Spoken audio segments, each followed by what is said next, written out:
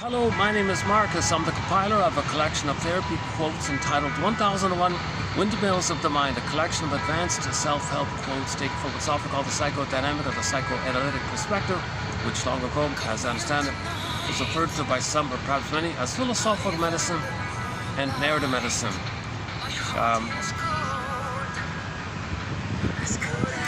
All my regular spots in the park are kind of taken. So I'm in a little awkward setup here. Let's see how we do here. Yesterday, we posted some quotes from Clara Thompson, so I thought I would continue on as well.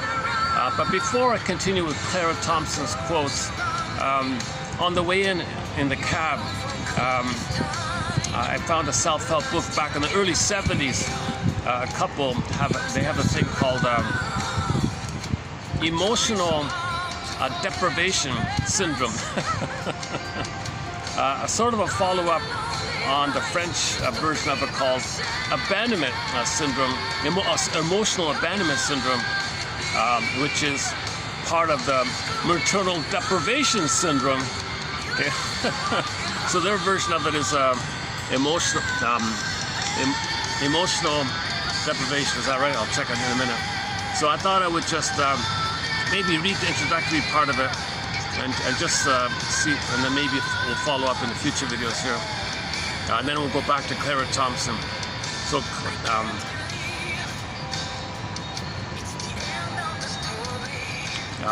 it's 40 plus, it's 42 now with the heat index. Luckily, let's see how we hold out here. Luckily the fan is on full blast. So okay, let's get started here then. I'm a little distracted by my environment. This time I'm going to have to not worry about who passes by in the camera. I usually never get people in the camera. Today's going to have to be an exception like that.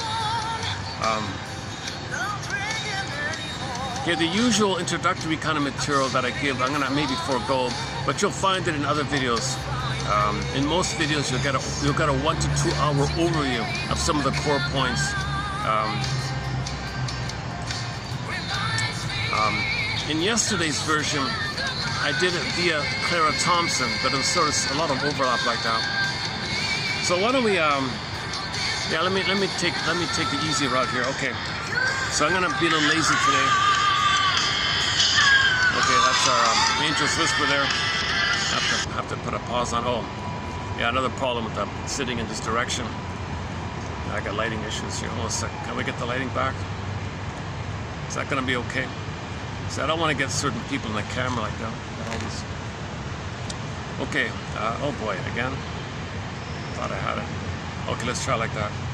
Okay, let's dig up this book here called Healing the Unaffirmed. Let's see.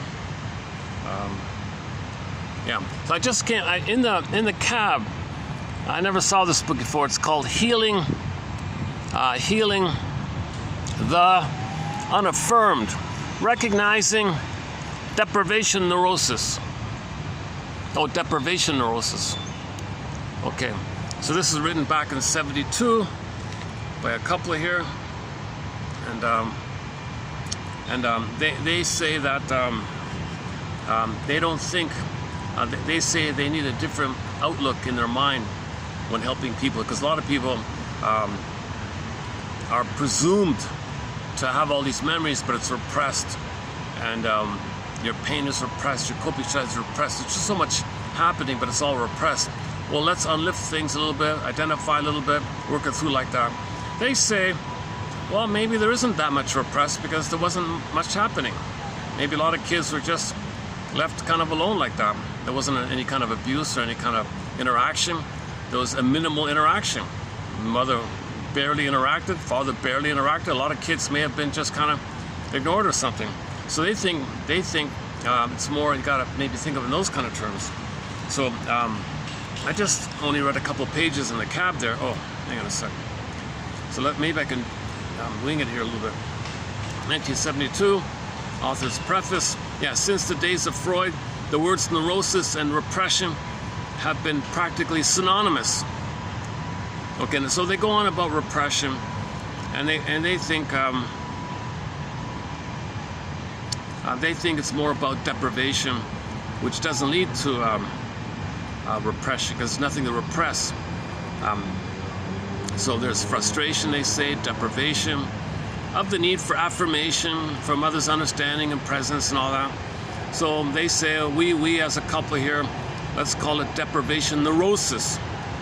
So they want to come up with a term called deprivation neurosis, similar to an older phrase called maternal deprivation syndrome and abandonment syndrome. So a similar idea like that. Okay, so here we go.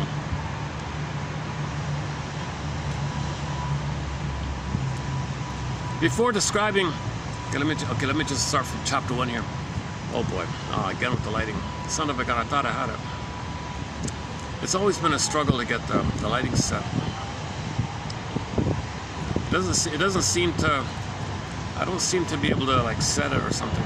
Okay, let's try like that. So I'm going to read from chapter 1 from this old self-help book here. Why so many neurotics fail to respond to therapy? Well, before describing the type of neurosis which we have called deprivation neurosis, new phrase here, forgive psychology for its jargon. So neurosis means you're neurotic, but you're neurotic because you were deprived of affirmation, recognition, witnessing, mirroring, soothing, you were deprived. So you were like neglected, you were just ignored, you were deprivation neurosis. From time to time in our therapy practice, they're medical, by the way, they're medical doctors, so they're a little more substantial here. From time to time in our private practice, we saw people who, despite manifesting typical neurotic symptomatology, appear to lack certain symptoms which one would normally expect in such clients. For example, we observed people who were seriously disturbed emotionally, but whose fears, unmistakable as it was in their entire attitude, didn't seem to have a repressive action on their other emotions. This observation struck us as being contrary to what is generally accepted as characteristic of everyday fear or anxiety neurosis. At the same time, we were at a loss to explain why our particular therapy approach, which worked for others, maybe didn't work for others. Okay. Although we were puzzled, okay, hang on, let's skip here a little bit. We began to ask ourselves whether this circumstance, i.e. the lack of motherly love and tenderness by itself, would be sufficient to bring about a neurotic illness without a further action of the repressive process. So their opening premise is, it used to be believed that all neurosis is due to repression. Whatever happened or didn't happen or failed to happen or took whatever went down between me, it repressed. So bring it up to the air of consciousness. They're saying it doesn't work sometimes. So now what? Okay, so then we said, so we need a kind of new approach here. Well, first they visited Miss Grue from France, who has a thing called abandonment neurosis. And we have some quotes from that book of hers from about a year ago, Abandonment Neurosis, not a bad book, by Miss Guex from France. So we have a few books from, the book is called Neurosis, well in English it's called Abandonment Neurosis. Okay, and she has a colleague, Audier, so the two of them called it abandonment neurosis. Abandonment neurosis develops when a child is abandoned, emotionally speaking, so early on. This may be like an actual emotional abandonment, or maybe from the baby's perception. From the baby's perception, the quality was such that he felt abandoned. They see this type of neurosis particularly, in fact, almost exclusively in cases of imagined abandonment. Quote, an abandoned individual, therefore, is someone who feels or believes himself to be abandoned without real good reason. While Audier's version contains a more hysterical element, this is not true of Gruet's understanding of the syndrome. Her concept is based on a real abandonment and is therefore much more closely related to our deprivation neurosis. Okay, so they think it's a more physical, real thing. All right. Our own thinking on this matter is based on the fact that man is a growing, changing, and developing creature in every aspect of living, including his emotional life. His emotional life evolves only gradually from infancy until adulthood. His emotional life evolves only gradually, or progressing from one stage to the next. It can do so only if the lower stage has reached all its full development through adequate gratification of natural needs. This gratification is absolutely necessary for entering into the next higher level of emotional development. And a lot of people say this, if things fail early on, you just carry the failure to the next phase. You carry, and that failure is carried on all the way. So you can be 80 years old and still like an infant, kind of. No phase of growth can be skipped, for only the satisfactory completion of one phase disposes automatically for the evolution of the next one. It is, as one person says, quote, every stage, even the most earliest one, is a relatively closed entity, a life of its own. The baby's psychic needs must be gratified.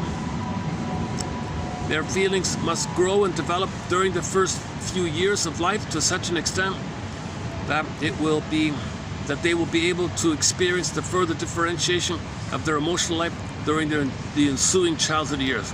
Okay, so they're talking about emotional development.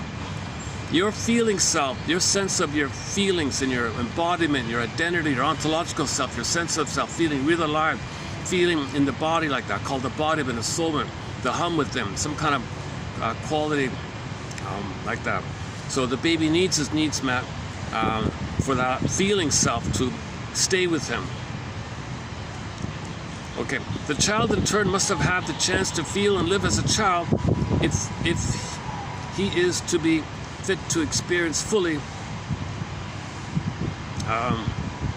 the next stage. Right? The adolescent, on his part, cannot attain normal adulthood unless he has had the opportunity to be an adult. Okay, so you're not going to be a happy child if you're not a happy baby. If you're not a happy baby, you won't be a happy child. If you're not a happy child, you won't be a happy teenager. If you're not a happy teenager, you're not going to be a happy adult. If you're not a happy adult, then at midlife, you got to face this thing. At midlife, you got to face this. At midlife, if you realize that the first half of life wasn't very happy, you got to do an audit. You got to do an examination period called the hero's journey, like that. So it just carries on like that. Like the next stage, it's cloaked over with what's supposed to happen, but underneath, it's carrying the thing. So there's an underlying, ongoing, unresolved issue, unfinished business, more loss, unmet needs. It just carries on like that. So, if the baby is miserable, poof, he's not going to be a happy child, maybe. Or if the baby was miserable and the child was miserable, and he goes to high school, suddenly he's a happy high school kid or something. Maybe things are a little better, I don't know, but underneath we're talking about in terms of the feeling area. Okay. It is well known that one of the consequences of repression is psychic stunting, stunted development. Certain feelings specific for a particular stage of life are prevented from developing by repression, with the result that the emotional life cannot unfold further and remains fixed at that stage. The very same thing may happen without repression, namely when external circumstances deprive the emotional life of the child from its proper and necessary gratification. Whenever this happens, the child's emotions continue to search restlessly for the gratifications that are rightfully his, and without which the progression to a higher stage of maturity becomes an impossibility. So Janoff's line is, when real needs are not met, you have the unconscious hope for the fulfillment of it. So if the baby didn't have the stage of oneness of the mother, if the baby didn't get his need for symbiotic merge, fusion, oneness, blissful, oceanic feeling, oceanic bliss, union mystical, participation mystique, delirious euphoria, that kind of Garden Eden, Shambhala, Shangri-La, Nirvana, paradise, that blissful time, he may search the rest of his life through it in relationships called spellbound love, transference love, infantile love, puppy love, infatuation, and he's in a honeymoon phase. He loses himself, delirious like that. We're not talking about if people can maybe a little bit do it and then they go on like that, but they really lose themselves, and then there's problems after the honeymoon phase that they can't handle post that time or something, so they do it. So then they avoid it, the thing altogether maybe. Okay, so if the child's needs for oneness wasn't met, he may search for the rest of his life.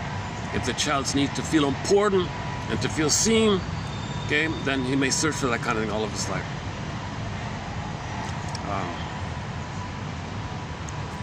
So this is basically what narcissism is all about. They're spending their whole lives addicted to symbolic versions of what was missing, called narcissistic supply, in lieu of maternal deprivation syndrome.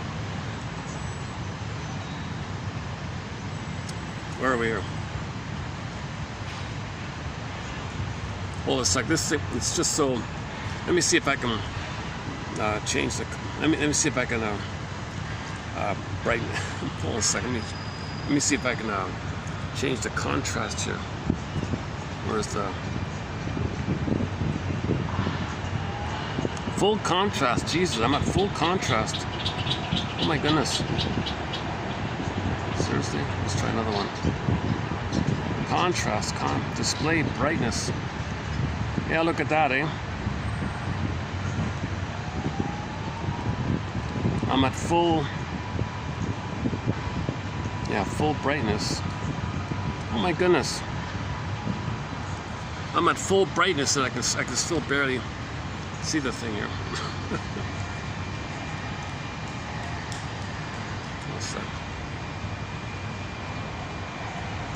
Let me try another reader. There's two readers. I got two readers. Maybe if I change it. Hang on a sec. Last time it was okay. Hold on a sec. Open with, right? Open with.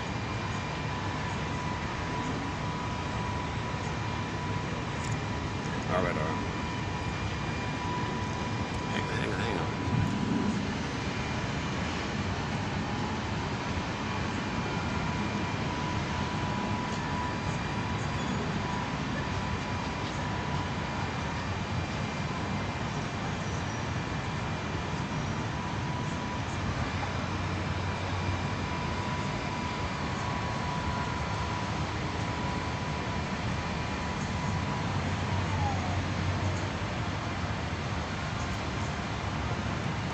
It's the same thing. It's the same thing. You can hardly see it. All right.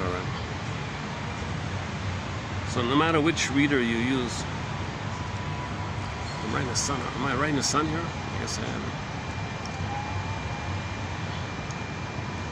Okay, hang on. Let's get back here. Okay. It's a subtle point, but I think it's worth looking at here. Hang on a sec.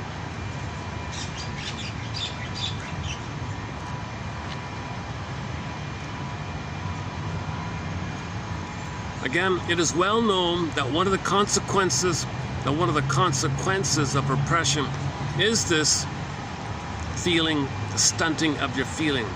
Like in a fairy tale, the pin goes in the collar, and under the collar, the body, the emotions in the body go flat. In ancient Greece, that was called athymolexia, no feelings for your words. Nowadays, alexithymia, no words for your feelings. Okay, so it's kind of like called a flat affect. You're feeling, you want to feel the hum and the aliveness, the warm radiance of being alive, warm and alive. It goes flat. Oh my God, well, that's the issue. Okay, we live from this. The quality of life is here. It's an inner phenomenon. We want to feel real and alive, and then you have, that's your core self, your authentic self, your real self, and then and all the capacities come from there. You're living in the present. You know what's unique about you, what you express, meaning, okay, the mutuality, thou to thou, person to person relating, companionship love. So the love is you accept each other and you understand each other. You can share it together, and you both grow like that. So there's a kind of a respect for. You don't lose your identity in the other, and there's all this panic. And she loses her identity, and you lose your identity, or you depend on them playing a role for you, and likewise, and you have these kind of conflicts. There's something unresolved in the past. You have your present, she has her present, the two presents come together. It's called companion love. So it's more playful, more relaxed, more easygoing, more delightful kind of thing. And if there's misunderstandings, well, you have skills to talk about it, called making I statements. And you don't lose yourself when you make an I statement. In fact, you affirm yourself when you have an I. You can make an I statement. You make a mistake, I feel badly. I recognize the effects it had, and I feel badly about the things I did. You can specify what you feel badly about, and you acknowledge the empathy, the effects that I have, and you won't do it. You have that quality of knowing yourself, in touch with yourself, the I like that. So that's the aliveness part of it. If that's flat, you're missing that. Now, when the baby's one with the mother, he'll maintain it. It's called the budding beauty, the emerging self, the real self, the ontological self. You have the beingness, the feminine. You have the embodiment, the soul. That all goes flat with trauma. Okay, so this trauma can be a painful interaction the child represses, maybe later on if it's too early neglect. Maybe that's what we're talking about, emotional deprivation idea. Yeah. Oh boy, maybe I should change it up here. Let me see if I can try another. Let's see if things have changed.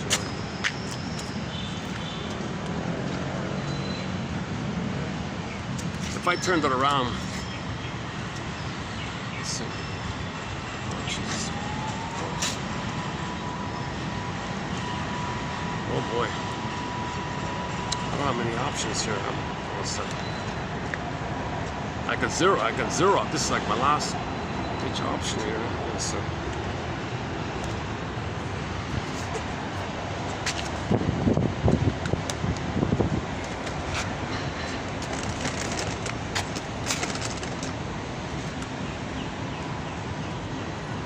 It's funny, I thought today the park would be kind of empty because the heat, they're predicting this heat thing here, but it turns out people don't seem bothered by it.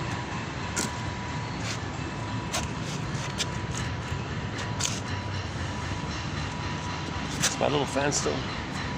My little gizmo's holding up, all right? Oh boy, it's getting worse. Well, I got even worse lighting here. Okay, I think I gotta give up on trying to do videos at this end here. I'll have to look for another venue somehow. Maybe late in the afternoon I'll get some shade on the other side. I'll move over there. In the interim, let's do the best we can here. Jesus. Why is there no light here? My goodness, hold on a second.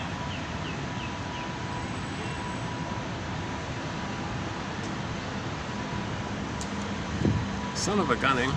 I'm reading a very dark, this is an old, worn out copy. I think there was only one copy I could find. Okay, hang in there. Oh, Jesus.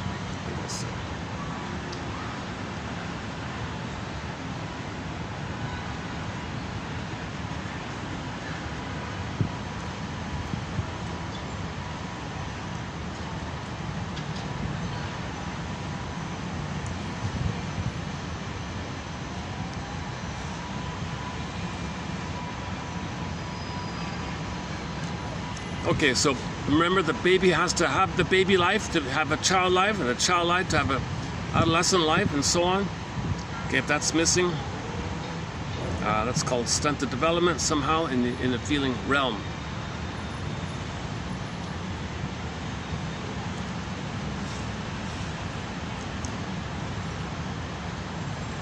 The first brief description of what we're talking about here was in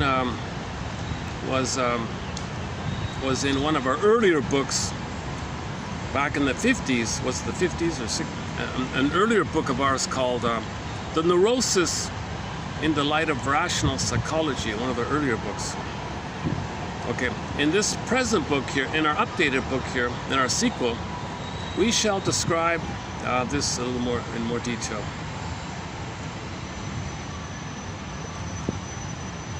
For the sake of convenience, we call this person whose emotional troubles are often marked, at least in part, by somatic complaints or his attempts at self-affirmation, an unaffirmed or inadequately affirmed person. Okay, so that's lack of mirroring, not affirm. So what does it mean, affirm? Mother says, I affirm you. I affirm you. I welcome you as a thou, as a person. I look forward to being who you're meant to be. You're a unique person, nature's greatest miracle. The odds of you being here, exactly you are here, unique you. The odds, I value this, nature's greatest miracle. I have a delight in seeing who you are. You're not here to do something for me, nothing like that. You're going to be who you are. I have a delight in seeing this. I affirm your identity. I affirm and I see that you're who you are, like that. And the child sees, the mother sees that. That's called mirroring and affirmation. And the child gets approval, maternal approval, that he can be who he was meant to be. Mother doesn't know, of course, but she says, whoever you are, I accept him. Whatever's unique about you, I welcome him, I accept him. This is the soil the child needs, the maternal matrix the child needs, like that. So they call it affirmation here. Okay, the syndrome of the deprivation neurosis, okay, or lack or unaffirmed, back to deprivation, consists of a retardation of the emotional life which is not due to repression. The symptoms which result from this emotional retardation are described as follows. Number one, okay, so they describe it this way.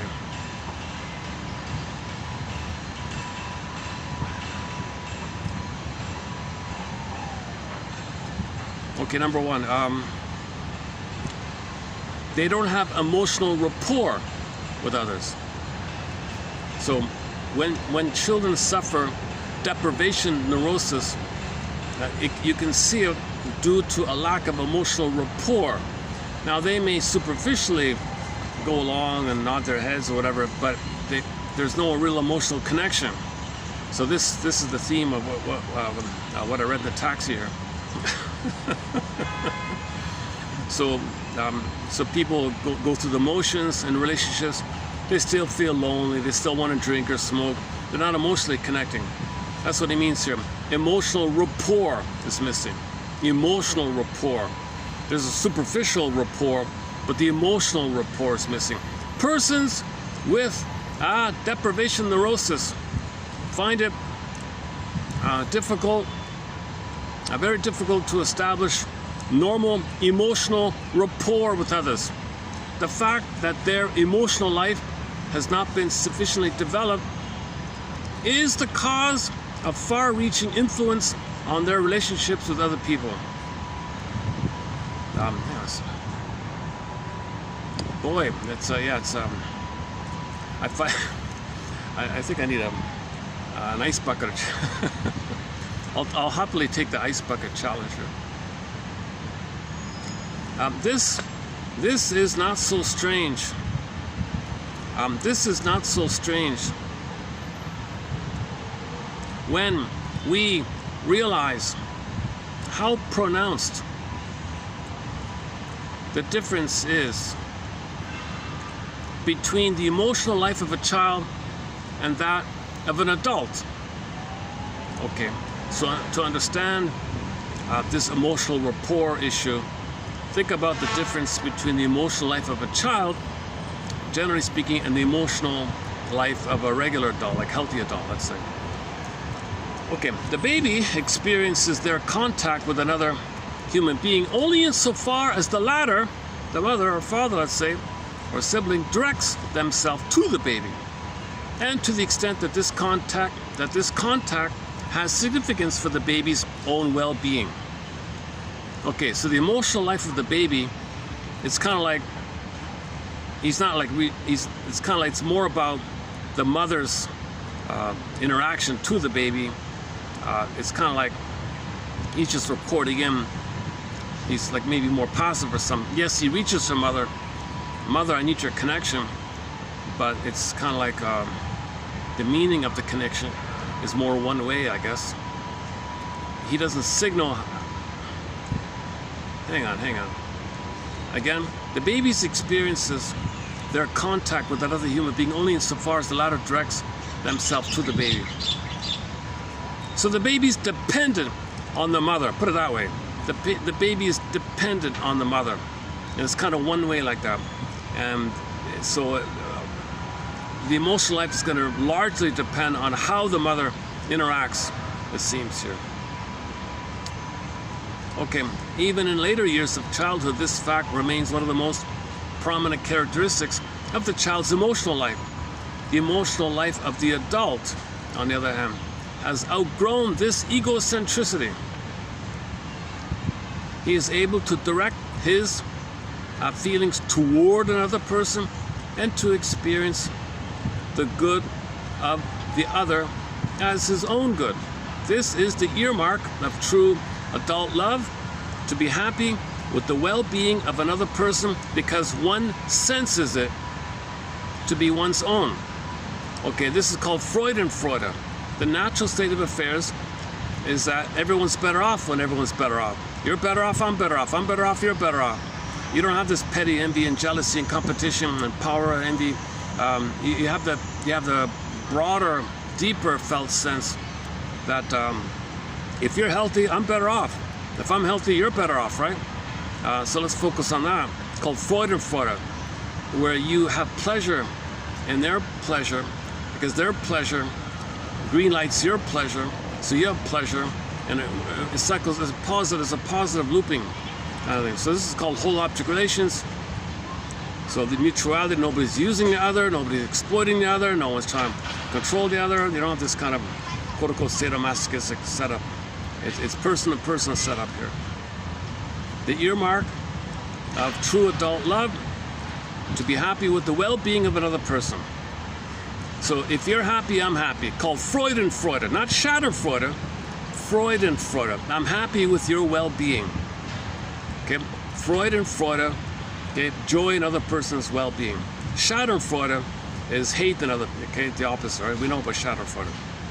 Yeah, you only, it's a cynical stuff. All right.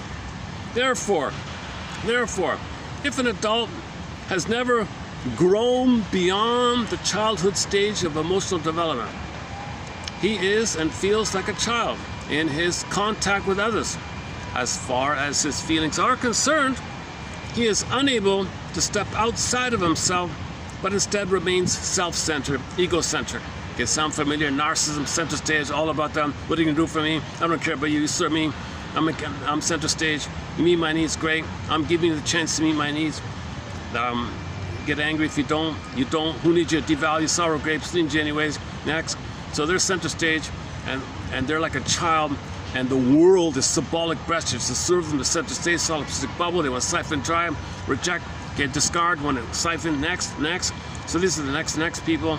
They don't have a mutual back and forth. They're little babies sucking the world breast dry, kind of thing. As Lucy Holmes puts it that way.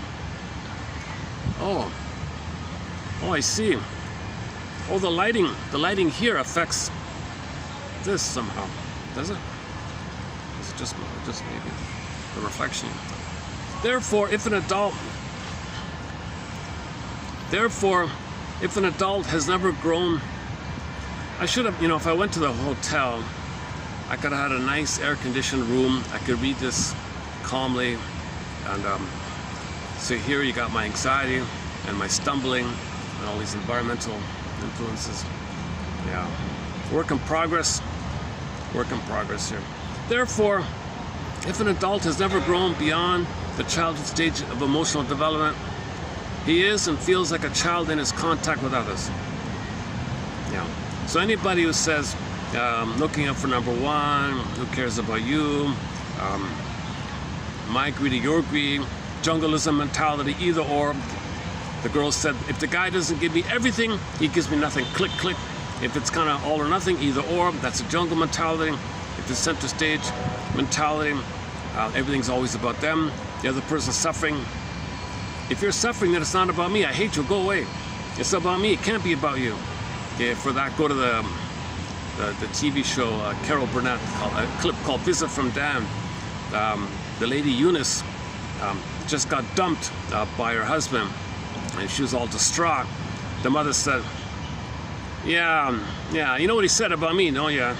That guy, he said, I don't like what he said about me. Seriously? Here you go again, taking center stage. I just got dumped. I'm a single mother with 2 kids, no work skills. What am I gonna do? I'm surprised by this. I'm hurt, I'm in grief, I'm crying, I'm sad, and she's on the fetal position and crying. She's stunned, trying to cope with it. And what does the mother do? That guy, I really didn't like that thing he said about me. So the woman's husband left, and the woman's mother, all she could think about was the insult that she felt by that guy.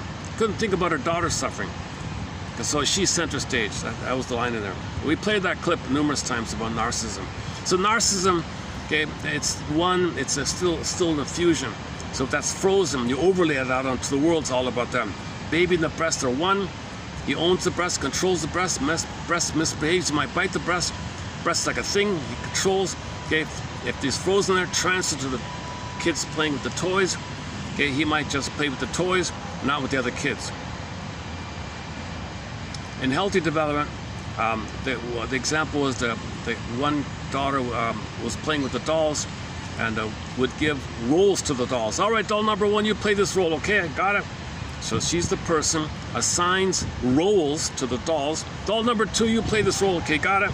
Okay, so she assigns roles, and she would play with the dolls like that. But she's center stage. It's all about her. She assigns roles to the things that perform what she wants. Okay, in regular development, okay, she plays with her friends. She drops the dolls. In narcissism, okay, they're still in the dolls area. So everyone out there is supposed to play a role, is assigned a role, treated like a thing that should serve them. They're still in that kind of mode. Back in the sandbox example was in the 1-year-olds, they would just play with the little plastic toys, the shovels and all that, and they really ignored the other kids. And if they did interact with the kid, it was like a thing, go get away or something. They didn't feel, later on it comes on, right? So another example like that. So if the emotionality of the narcissist is kind of like that, but they may charm it and cloak it over, but underneath that's what they're after, right?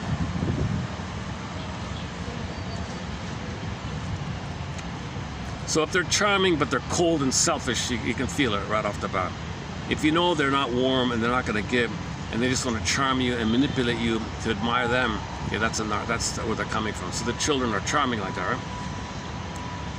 Again, therefore, if an adult has never grown beyond the childhood stage of emotional development, he or she, quote-unquote, is and quote-unquote feels like a child in his contact with others. As far as his feelings are concerned, he's unable to step outside of himself, but remains self-centered, egocentric. Yeah, the famous joke, the guy goes to the cocktail party, rambles on and on and on about something he did.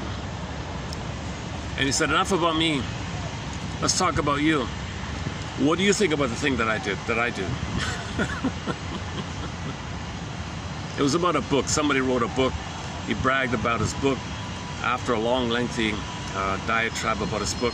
All right, enough about me. I made it all about me, didn't I? So let's talk about you. How about you? What did you think about my book?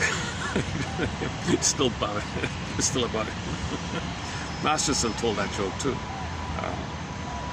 I learned that joke from, was it Masterson or something?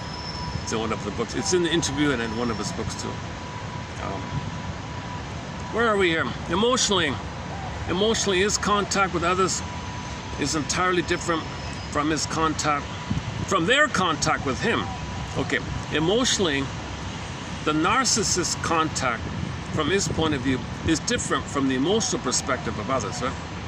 Most other people expect some mutuality, some rapport.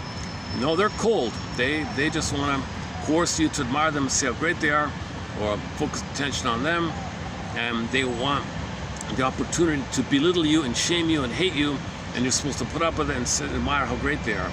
So they'll act like a victim and insult you in the process, and you're supposed to be impressed, stuff like that. Emotionally, well, that's one version. One version is they can. I'm talking about the Portney character, the Portney's complaint. He would whine like a victim, but as he's explaining his victim status, he was saying in a way that's putting you down how stupid you are, that you don't understand that he's a victim. He was doing a double thing.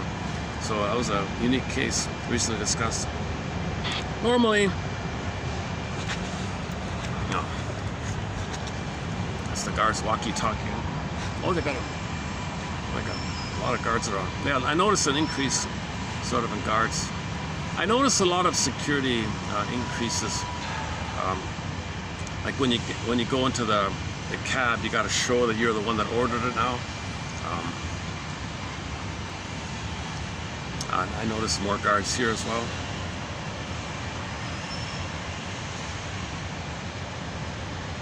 Don't get me started on the plunder system. It's not necessary to be plundering the planet. We've been stuck. Oh no, okay, I can't do it. No, it's too hot. I sometimes go on something called the 55 symptoms of Homo traumicus, as above, so below. And we have to include the plunder system, because that's a reflection that the baby was plundered, emotionally pillaged, short-souled, given of poverty, emotional poverty, identify with the aggressor, treat others the way you were treated, repetition, compulsion, and pain. The outer is a reflection of the inner, sociological effects, the psychological. So we have to talk about the outer, because that's a reflection of the inner. In order to know the inner, we create it on the outer as a reflection, as above, so below. So in that special exception, we go on 55 symptoms of Homo traumicus, as above, so below.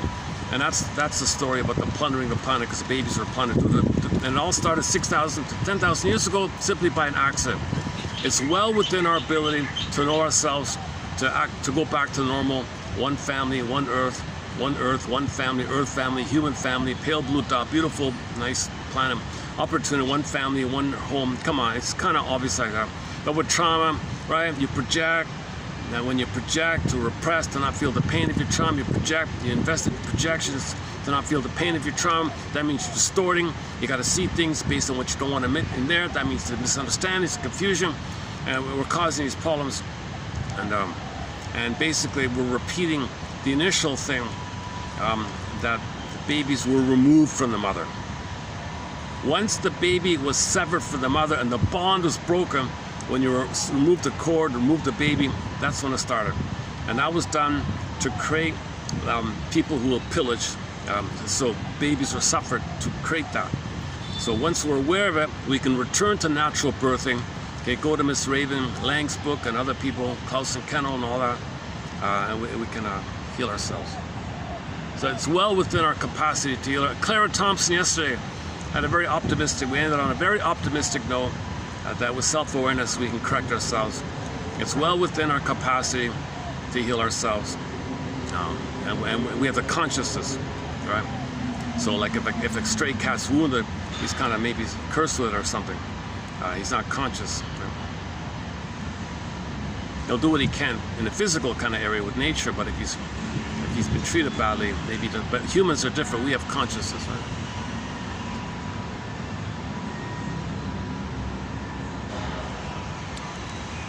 Oh boy. Okay, let's go back here. Not one of my better videos in terms of delivery here, my goodness.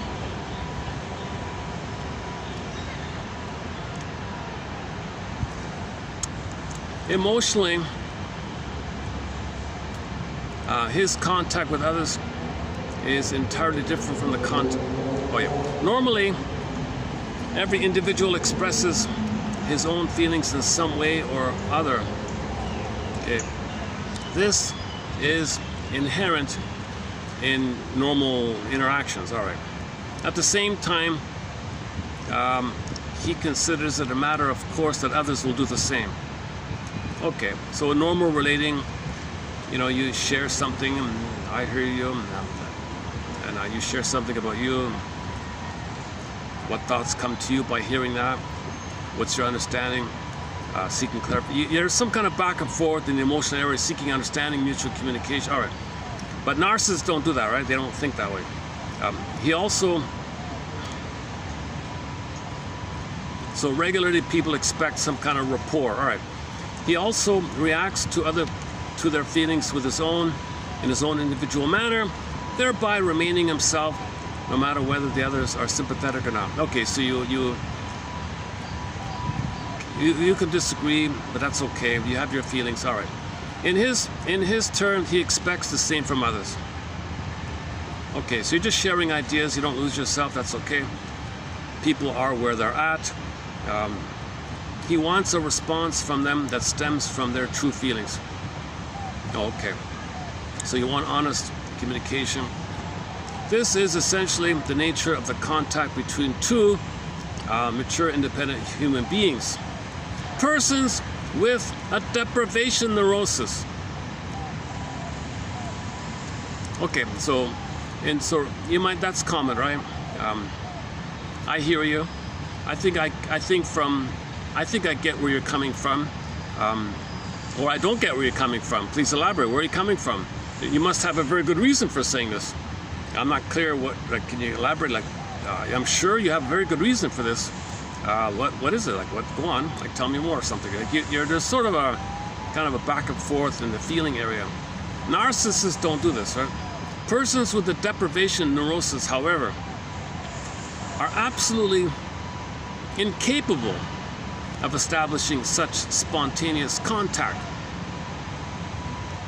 They can only establish emotional rapport with another when and to the extent that the other directs himself to them, precisely as a parent orientates himself to the child.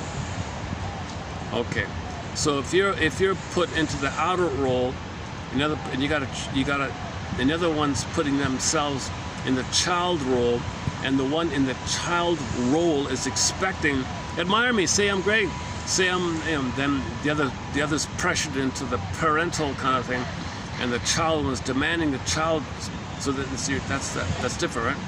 As long as somebody does this, they feel at ease. But in every other kind of contact, they feel strange and uncertain. Okay, so if the narcissist doesn't get his supply, or the bully doesn't get to shame someone, they feel uncertain. Is that it? When another person leads his own life, or the pleaser, if the pleaser doesn't have somebody to please, they feel uncertain, right? Or the sneak around one, the passive aggressive bully. If he can't spread rumors, he's uncertain about himself. These kind of things. When another person leads his own life and expresses his feelings without considering theirs, they feel excluded, left out, outsiders.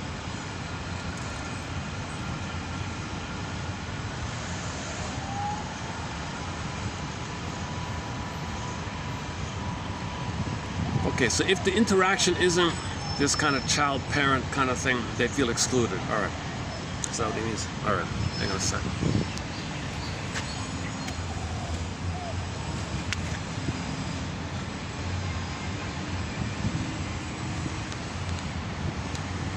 Otherwise, it's not a bad day. Otherwise, you know. Next week, in a few days, there's supposed to be the so-called zenith sun, where there won't be any. They call it no shadows. I'm not sure how that works.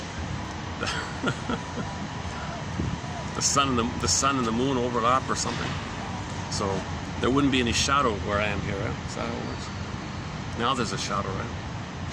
Apparently for 2 days there's no shadow. I don't get it. Okay, I never heard that before. Okay, back to this one here.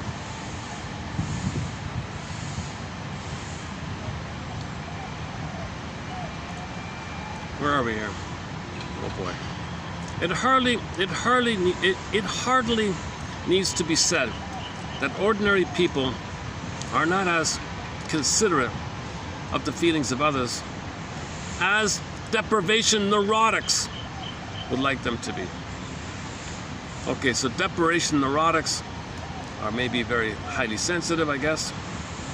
People lead their own lives with their own interests and goals. It is virtually impossible for them to consider constantly the immature feelings of others. Okay, so the emotionally deprived one, maybe they're always expecting everyone to take care of them, and they have a hard time thinking that they've got a life to live. Well, that's not important. They got to take care of me. I'm the wounded child. They got to take care of me. And the emotional deprivation people are too focused on themselves, and if others don't kind of, you know, attend to that, they think, oh, how selfish they are. What's wrong? They blame them. They don't look at they're still thinking like a child, that they're entitled. It's called the entitlement complex. I'm entitled. It owes me. A world owes me living. A world owes to see me. I'm entitled. Because they never got that. You're frozen, still waiting for it. Mother didn't see me. The world should see me. I'm still stuck there.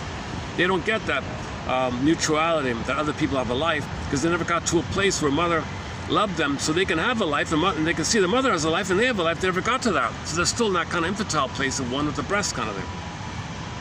Persons, where are we? Yeah, so other people have their lives. Sometimes, okay, there's a lengthy example here about. Okay, let's skip this example here. Hang on. Usually, finally, okay, but the pattern is others withdraw from them, that they're left alone. They are expected to be like others their own age.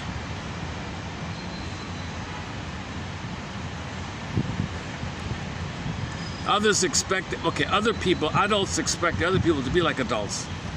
So they ignore them when that's not the case. On their part, deprivation neurotics. So somebody says they're neurotic. What kind of neurotic? I'm a deprivation. Okay, on their part, deprivation neurotics don't understand adults. It's funny, I just saw a clip from that show, The Many Loves of Dobie Gillis, the Maynard G. Krebs character. In some ways, there's a little bit of that in him. He doesn't want to grow up. Every time he hears the word work, he shrieks and runs away. Work, and runs away. You know, he doesn't want to grow up, right? He just wants to be like a kid, watch the train tracks or watch construction sites, and why should I grow up kind of thing. So he's a bit like that, right? Yeah, I would say that character played by the actor Bob something, right? Oh boy, what's his name? I forgot the actor's name, but the actor who plays the character Maynard G. Krebs, that character Maynard might have been a bit like this. He had a very understanding friend. The Dobie guy was very understanding and supportive. But without him, he'd be pretty much on his own, wouldn't he? I mean, without, you know, the teacher even said about Maynard, I don't know what it is about you, but you're education proof, like bulletproof, right? He can't learn. Like he has a learning issue. He doesn't want to learn or something. He wants to stay like a child. He doesn't want to grow up. Maynard didn't want to grow up. He didn't want to be academic. He just wanted to play with his bongos and listen to jazz music or something. So maybe there's a little bit like that with him there. But he was noble. That's the funny thing about it. He was preserving the goodness of the child innocence. So he maintained a kind of purity of the child innocence of feelings, and so he was warm and caring as a child. But he froze there. He couldn't continue. Something like that.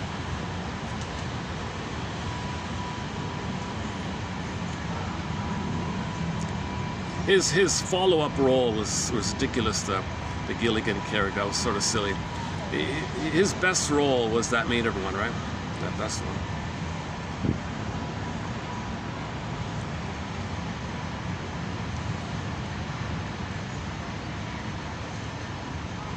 Yeah, deprivation neurotics don't understand adults. They consider it a matter of course that the adult relative should direct himself to them and adjust themselves to their feelings.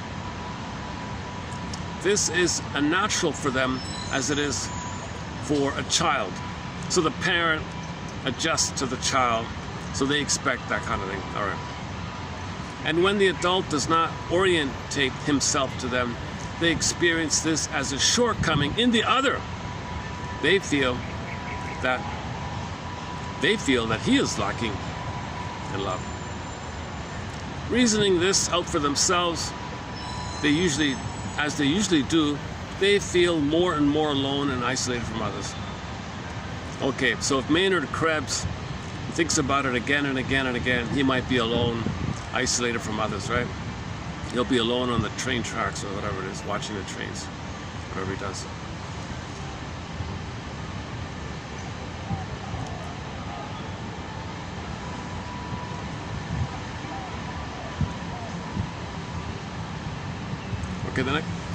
Okay, it goes on a bit like this.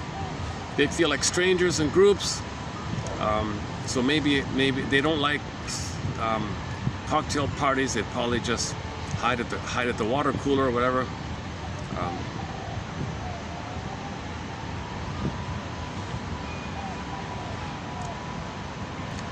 When something goes wrong for a deprivation neurotic, they usually think other people are selfish. They don't realize their side of it all. Not all deprivation neurotics realize that their situation is an abnormal one. There are some who hardly care about this lack of emotional gratification. Prominent among these are persons who are successful in establishing their external relationships by means of the will. At the same time, there are some who feel the need for emotional rapport with others. They realize that they lack it, yet they consider their own feelings normal and those of others incomprehensible. This is not difficult to understand, for the only emotional experiences they know are their own. Yeah, neurotics only know their neurotic state. Neurotics relate the way they related and feel the way they felt. Like they're frozen in the past and they repeat that dysfunctional thing with the mother. The painful thing they felt, the painful thing they need, the painful interaction, that's all they know. It's limited. They don't have a wide range of new feelings, so they're just stuck in the past like that.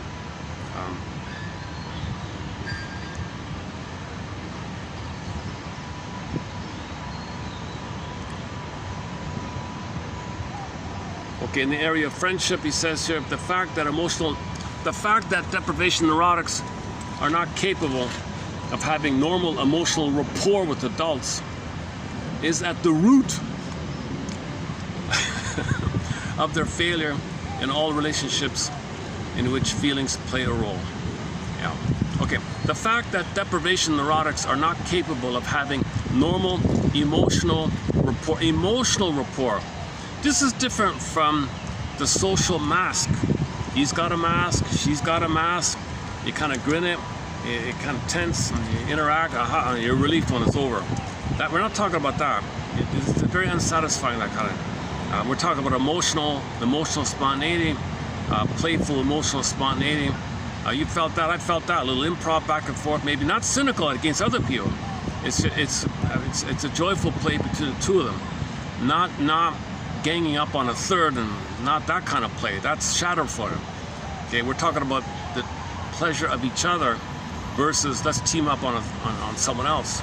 It's not that. So it's funny because at cocktail parties there's a lot of that. So Maynard often is maybe the healthier one because he doesn't want to participate in that. So there's a positive side on the Maynard side. He doesn't want to cross over into that darker kind of area. But this presupposes maybe there were healthier relationships, a little healthier in the past. This book was written in '72, right?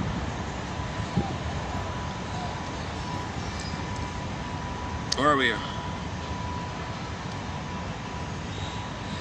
Friendship supposes a mutual exchange of feelings, being emotionally tuned in on the other. But this is precisely what is lacking on the part of the deprivation neurotic, and the other person seldom fails to sense this lack, even when the deprivation neurotic secretly tries to will feelings of friendship for another. Okay, so if you're forcing yourself to make friends, that's not it. Deprivation neurotics may be capable of establishing superficial contacts with acquaintances, even good acquaintances, but these never develop into emotionally satisfying friendships. So there's a difference between, you know, the networking of acquaintances, but there's no like emotional sharing, right? Yeah, maybe some guy has like 1,000 people on his Christmas card list or something, but not close to any of them. He's lonely as hell, but he's got 1,000 cards to send or something, right? Deprivation neurotics may be capable of establishing superficial contacts with acquaintances, even good acquaintances, but these never develop into emotionally satisfying friendships.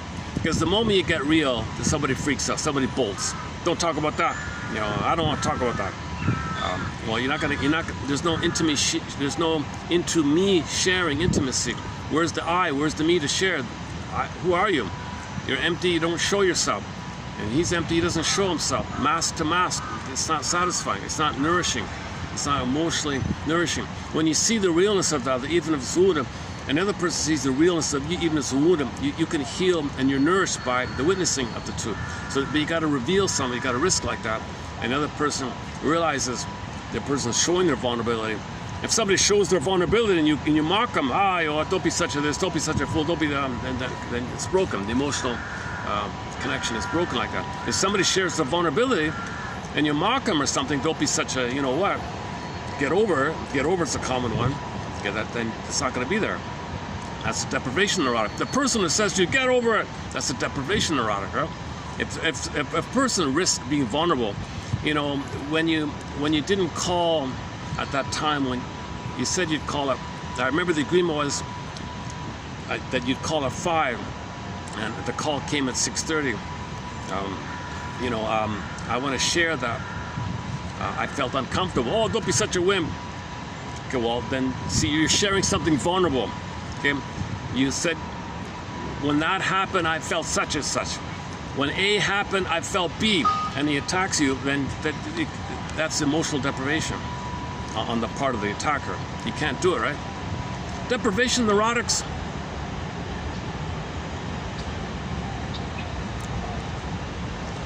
Friendship supposes a mutual exchange of feelings called making I statements. When that happened, I felt such and such. Reminding me of my past, all old fears, unmet needs for such and such. I felt such and such. All that's coming up now. I'm sharing this. I'm vulnerable. In a vulnerable place, I'm sharing this. How are you with my sharing? I get it. This reminded me of the past. Needs unmet. You felt that's what you're feeling now. Thank you. You know, it's affirming that when someone can accept your feeling and your unmet need, like that. If you make an I statement and someone criticizes you, then that's emotional deprivation. Friendship supposes, so that's why people have to learn how to make I statements, and that's a major thing we have in our collection here. Okay, one is called the unilateral repair statement by Susan Campbell. Another one is called OFNR, OFNR, by Marshall Rosenberg, the giraffe guy, Language of Life. Observation, feelings, needs, observation, an acronym, OFNR, observation, feelings, needs, request, observation for the present, that's the catalyst, the trigger, feelings, needs about the past, request in the present, so present, past, present, and then the request could be how are you, as a check-in, or other versions. That takes time to go through all that, but the basic children's version, the 101 is, when that happened, I felt such and such. You criticizing me? Did I criticize you? I said, when you called me an hour and a half beyond the time we agreed, I felt upset. Oh, what's your problem? Okay, the person doing that has emotional deprivation syndrome. So, okay, then you gotta have empathy for them. They were angry at something. They were passive aggressive. They expressed their anger in a passive way by making you wait 90 minutes. So now you realize they were angry in a passive way. That means they were afraid to communicate why they were angry. So you got to investigate. I think there's something on my end something must have happened prior that didn't go too well. I'd like to air it out here. What's your problem? Nothing wrong here. Get over it. Okay. So, you know, this is emotional deprivation syndrome. This kind of stuff. Okay. Friendship supposes a mutual exchange of feelings, being emotionally tuned in on one another. But this is precisely what is lacking on the part of the deprivation neurotic. And the other person seldom fails to sense this lack, even when the deprivation neurotic sincerely tries to will feelings of friendship for the other. Deprivation neurotics may be capable of establishing superficial contact with acquaintances, but these never develop into emotionally satisfying friendships. If there's no real talk, it's not going to work, right? It may be okay to have satisfying acquaintances, but after time you'll feel empty. Something's missing. Right? It is therefore not surprising that deprivation neurotics say that they feel lonely. Even though he's got 1,000 Christmas cards to send, he still feels lonely. One pop diva said she has millions of people screaming for her. I've never felt lonelier in my life. A pop diva said she has millions of people cheering and screaming at her, how exciting she looks, how amazing how much they love her and adore her, like a Marilyn Monroe kind of thing. And she's, I don't know what it is, I just feel lonely. I just always feel so depressed and lonely. Because there's no emotional sharing with anybody. She's got a lot of acquaintances, maybe some very good acquaintances, good fans maybe, but there's no emotionally satisfying friendship. And she can't give it. She can't offer it.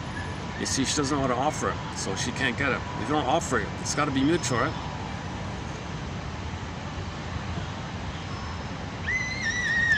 Although not all of them experience this loneliness as a want. Some, in fact, consider it a measure of perfection that they don't need anybody.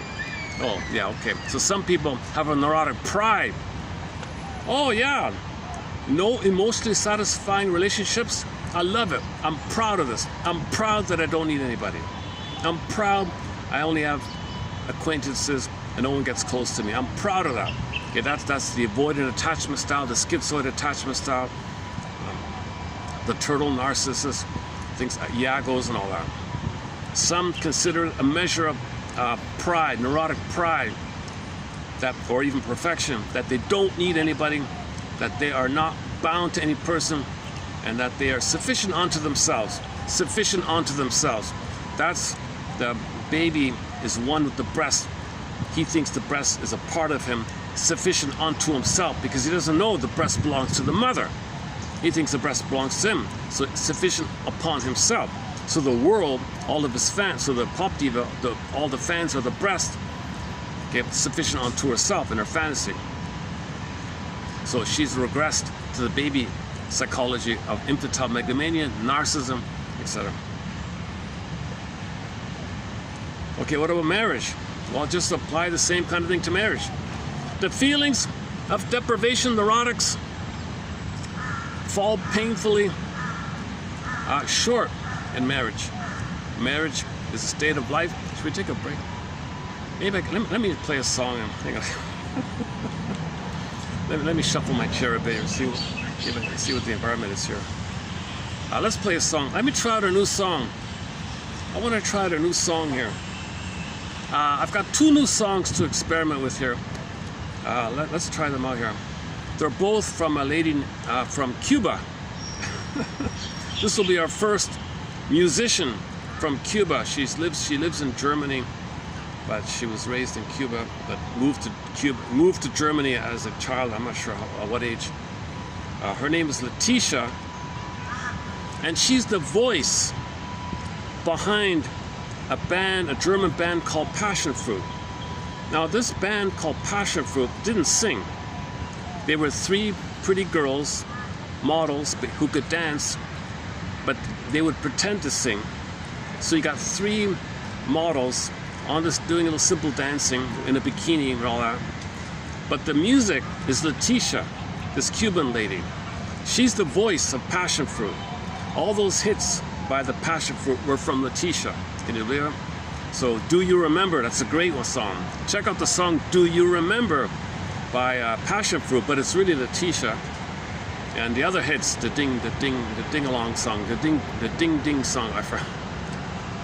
The ding-along song, a pop. It's all disco pop. It's all bubble gum, bubble pop, bubble disco pop, bouncy pop,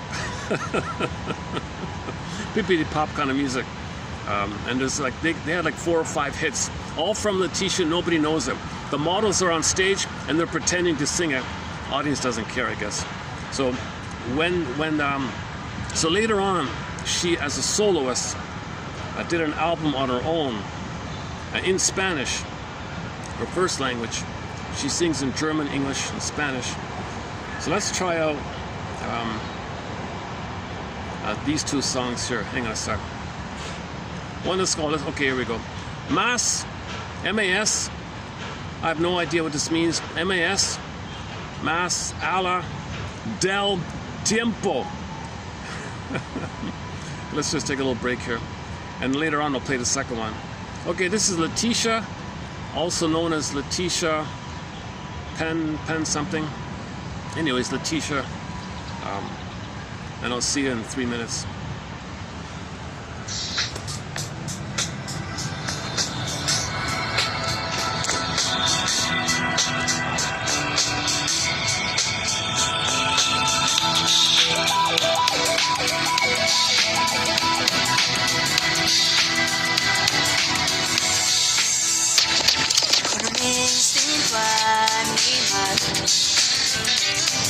Reflejo seguiré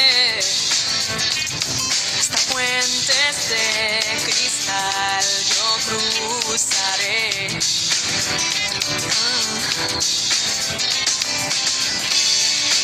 Vives en mi mente, sé que a un instante tú estarás pensando en mí.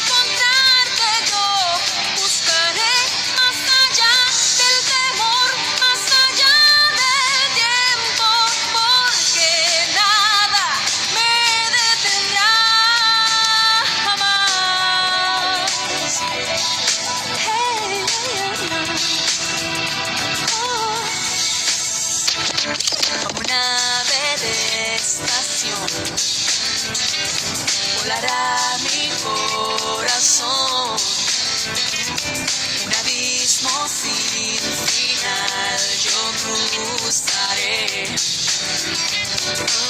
cruzaré por ti, siento tu mirada, entre tanta gente que con su luz me guiará. Esa luz en tu mirada, te buscaré, yo te buscaré, hasta encontrarte yo, buscaré más allá del temor, más allá del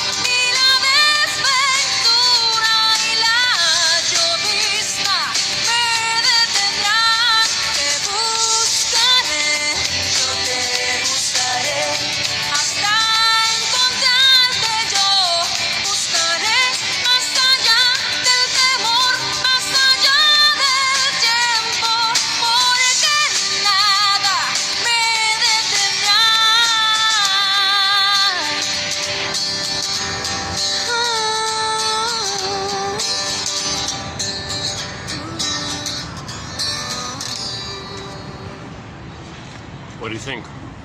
Okay, I'll play the second one later on. Okay. Okay then. This is a little better here. Maybe I've got more. Okay, let's continue here. Oops.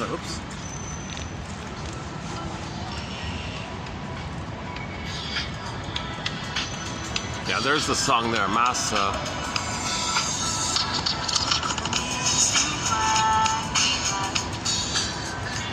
It probably shows up on the thing there.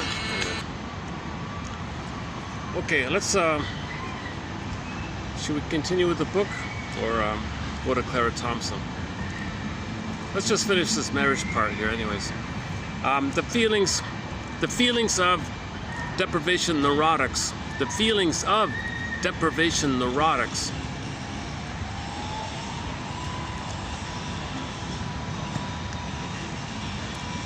So it's a broader term, right?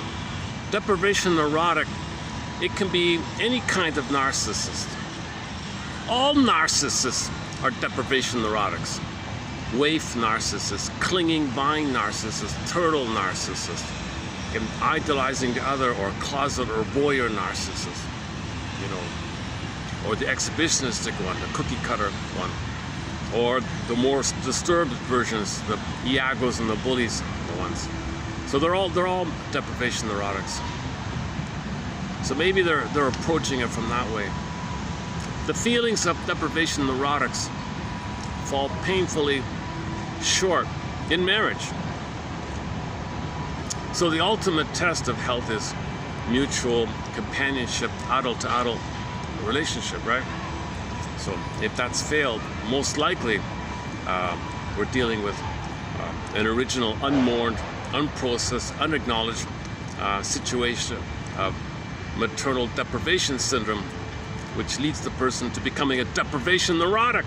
Marriage is a state of life in which the partners must continuously direct their feelings toward each other and must concern themselves with each other. But this is exactly what the deprivation neurotic partner cannot do. His feelings are gratified only when the other adjusts their feelings to him. Okay, so he can't adjust his feelings because he's a baby who needs to be fed. He's the baby who needs to suckle still, like psychologically nursed still. He can't give, he's still receiving. So he's a deprivation neurotic, but in marriage it's two people give and take. There's no give and take here. Play the song Give and Take by the singer Gabrielle. We play her sometimes, Give and Take. She thought she wanted to have a give and take, but unknowingly her boyfriend was a deprivation neurotic. It was all about him. I'm tired of this, I'm out of here. Don't you know it's give and take? So she made a mistake, corrected herself, and the second one was a normal kind of. Should we get the pigeon in?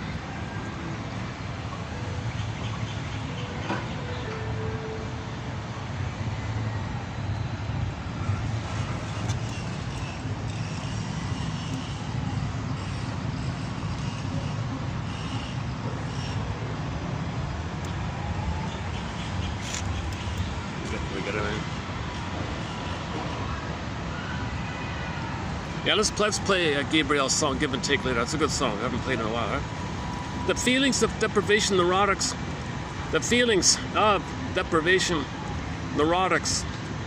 fall painfully short in marriage.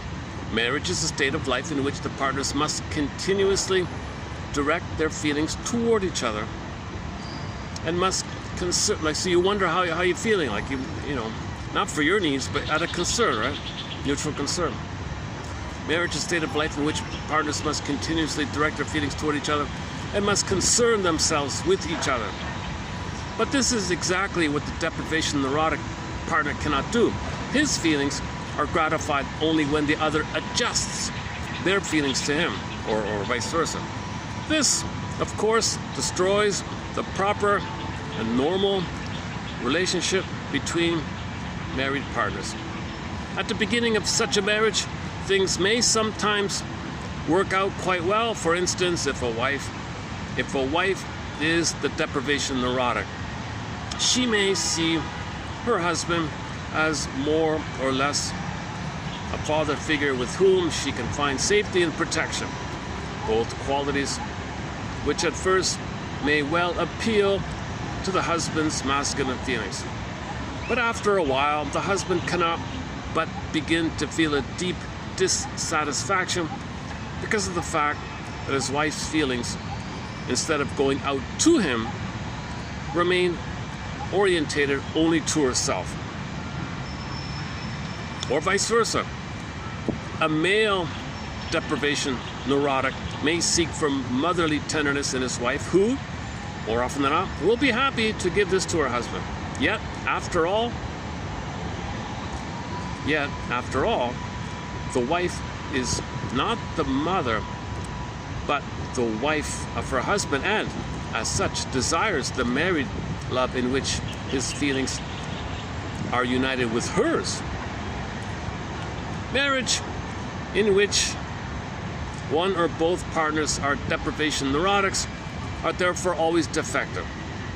Such marriages lack the psychic quality which is essential to every marital relationships, namely the emotional orientation and surrender to each other. Okay, so neurotics don't love. Go to Edmund Berger's book called chapter 5 of his book called Divorce Won't Help, called Neurotics Don't Love. They transfer love. They transfer the past to the present, see the present as a new addition to the past, hoping for a better past. That's not love. That's you're still resolving, you're trying to resolve the past, get a better past by finding a copy of your parent, an emotional reincarnation of your parent. Somebody reminds you of the parent, but treat that person like the parent, hoping for a better past.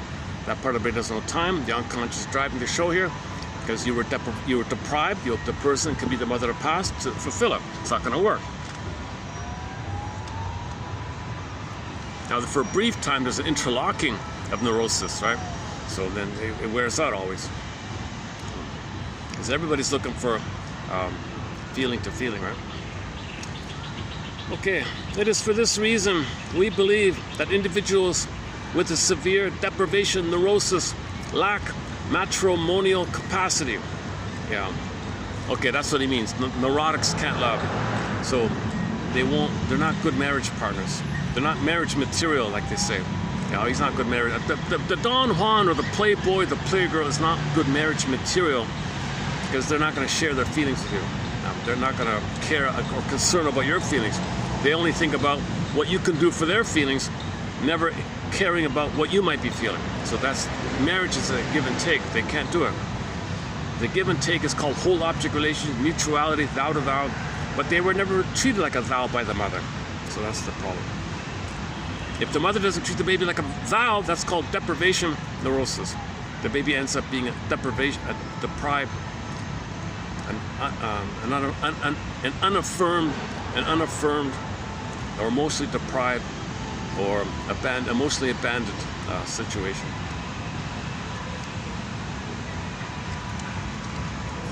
Okay, this next bit here is about some guy wanted to have his marriage annulled. There's some old story here about some guy got married and said, this is not a real marriage. This should be annulled. You signed the paper, it's a real marriage. No, a real marriage is an emotional emotion. There's no emotion here. She's a cold fish or something. This is annulled. This is not a real marriage. I want this canceled. I want it annulled. There's no real marriage here. There's no emotional thing here. So there was a big discussion about this thing here.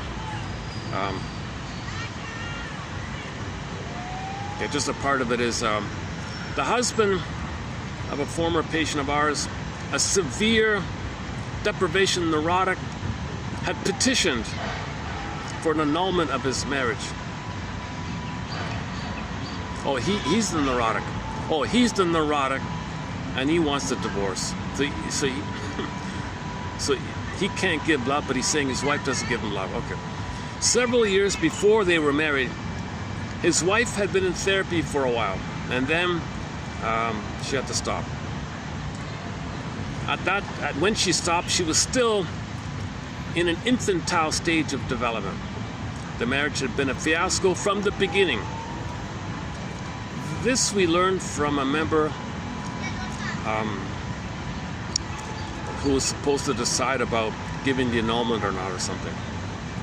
he had received permission from both partners to obtain a professional opinion as to whether the woman, our former patient, had been free to give her consent to the marriage. I see. So if the shrink said, no, she's an emotional baby, she's an emotional child, since she's an emotional child, she cannot consent.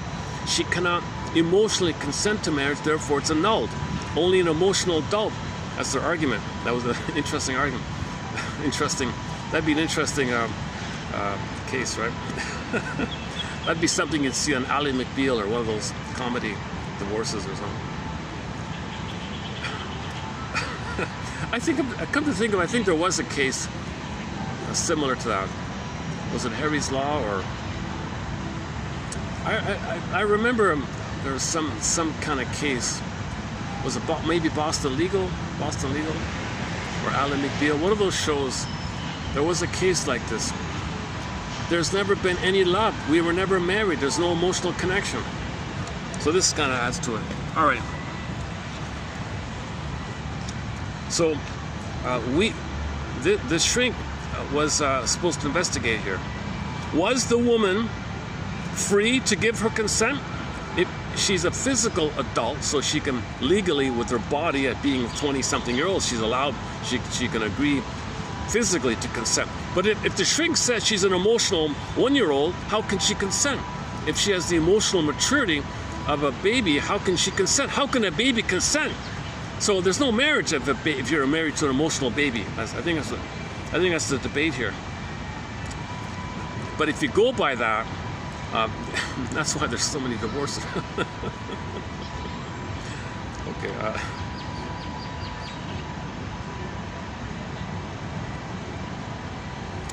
The tribunal's representative was informed of our diagnosis at that time and of the chief symptoms of this particular type of neurosis. After having listened attentively, he then read us a letter in which the husband, who had never talked to us or read any of our books, listed the same difficulties we had just described as typical of a deprivation neurosis.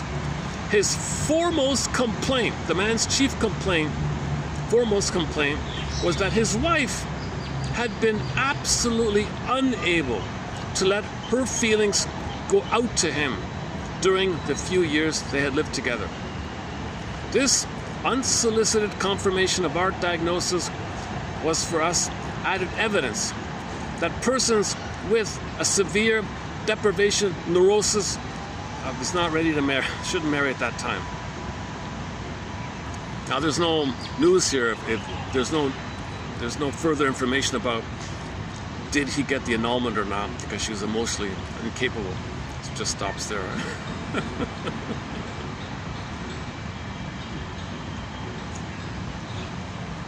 So I guess ideally there has to be some kind of a, before people get married, should people get a letter from a therapist saying they're emotionally able to give feelings to another person or not? Like how would that work, or how would that work?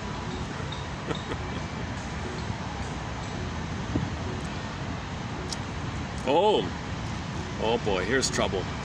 Here comes trouble. Play the song Trouble by Lindsey Buckingham. We just played it the other day. Oh, a different meaning of trouble. See, okay, that song with Lindsey Buckingham, I think I'm in trouble. Okay, maybe that's the issue of emotional deprivation syndrome. I don't know how to love. I'll only be attracted to a woman who can't love me. And I'm expecting an impossible love where they're the parent. I think I'm in trouble. Here I go again. I'm not emotionally available to love because I'm an emotional deprived neurotic. So somebody's going to fail me. I'm spellbound. I'm in trouble again. Here I go again. It's going to fail again. So it's called repetition compulsion. Yeah, all right. This next part is about the children here. In addition, so the children are going to be victims of this, right? Obviously. Should we skip the? Okay, let's just read part of it then. In addition to these difficulties between husband and wife, there are other troubles which concern the children of mothers who are deprivation neurotics. Okay, so there's a good self-help question right off the bat. Were your parents deprivation neurotics? How about the relationship between the two?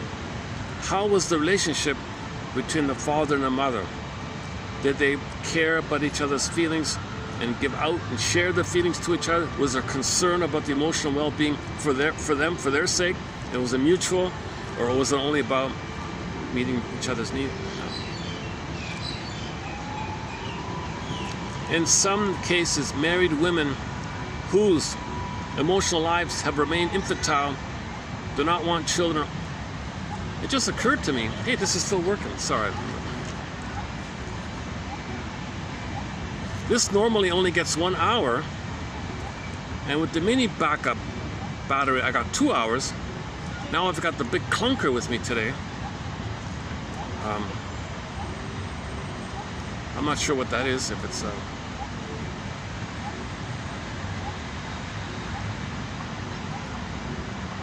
okay, even if it's 50%, that's okay, right? Even if this says 50%. Okay. Oh, hang on. Hey, what am I saying? With the mini battery, I got 2 hours. This is only an hour and a half. So if this goes beyond 2 hours, then this is the way to go. I gotta bring in this little brick here. Heavy, very heavy little thing. This has been a help. This has really been a help. Considering it's 42 here. With the heat index, it's 42 right now. 36 officially, but with the heat index, it's 42. And the air quality is kind of on the lower end here. A little muggy, right? Well, some sun, yeah. Not too. All right.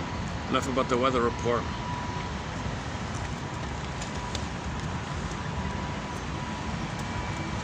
Let's finish this section on the children one here. In some cases, married women whose emotional lives have remained infantile do not want children at all. One of our patients, a young married woman, simply refused to have a child during the first 5 years of her marriage because she felt that she would be unable to cope with the situation if she were to have one. Okay, so she's aware of herself, so she made the right choice, right? This woman, still played with dolls. Can you believe? Oh my God, okay.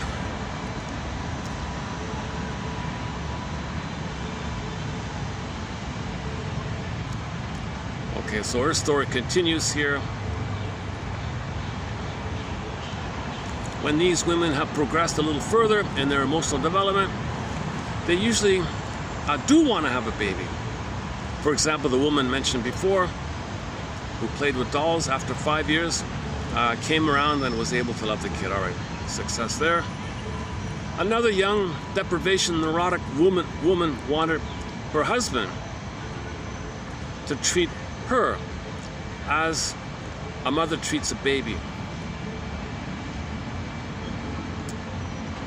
And when she became pregnant for the first time, she wished the baby to be a doll, as she was afraid that she would fail completely in trying to take care of a real child. During the early months of her pregnancy, she had recurrent dreams in which she forgot to feed the baby and it starved to. Okay. She began to play with dolls during the months before delivery, and it was encouraged to do so by us. On her own, she switched from oil painting to finger painting because it felt better, and she colored simple coloring books with crayons. Okay, let's not read this one.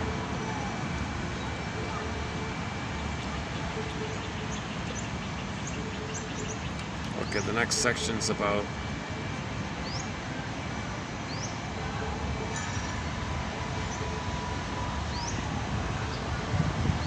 okay, what about some counselors? Some counselors, if the counselor has this deprivation syndrome, you can imagine the problems there. Same with teachers, section on teachers. Okay, same thing with the teachers. Okay, and then the next part is variations, sort of little variations of neurotic, of deprivation neurotic styles. One is reactive. The one is the wave one. Okay, like we said before.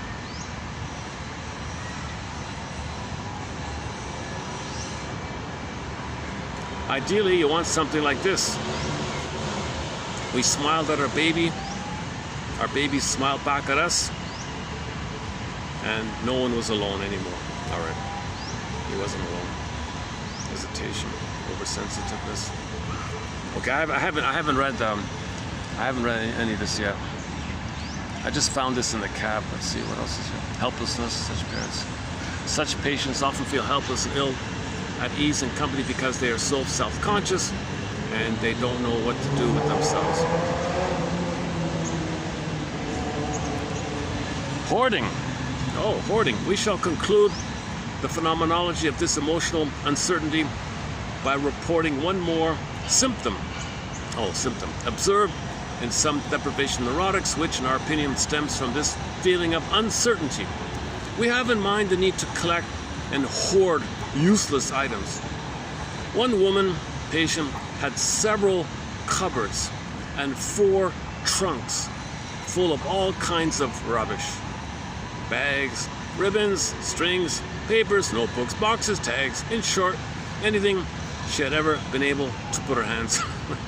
Like other deprivation neurotics who showed this symptom, she was unable to throw things away, even though there was not the slightest chance she would ever use a single item.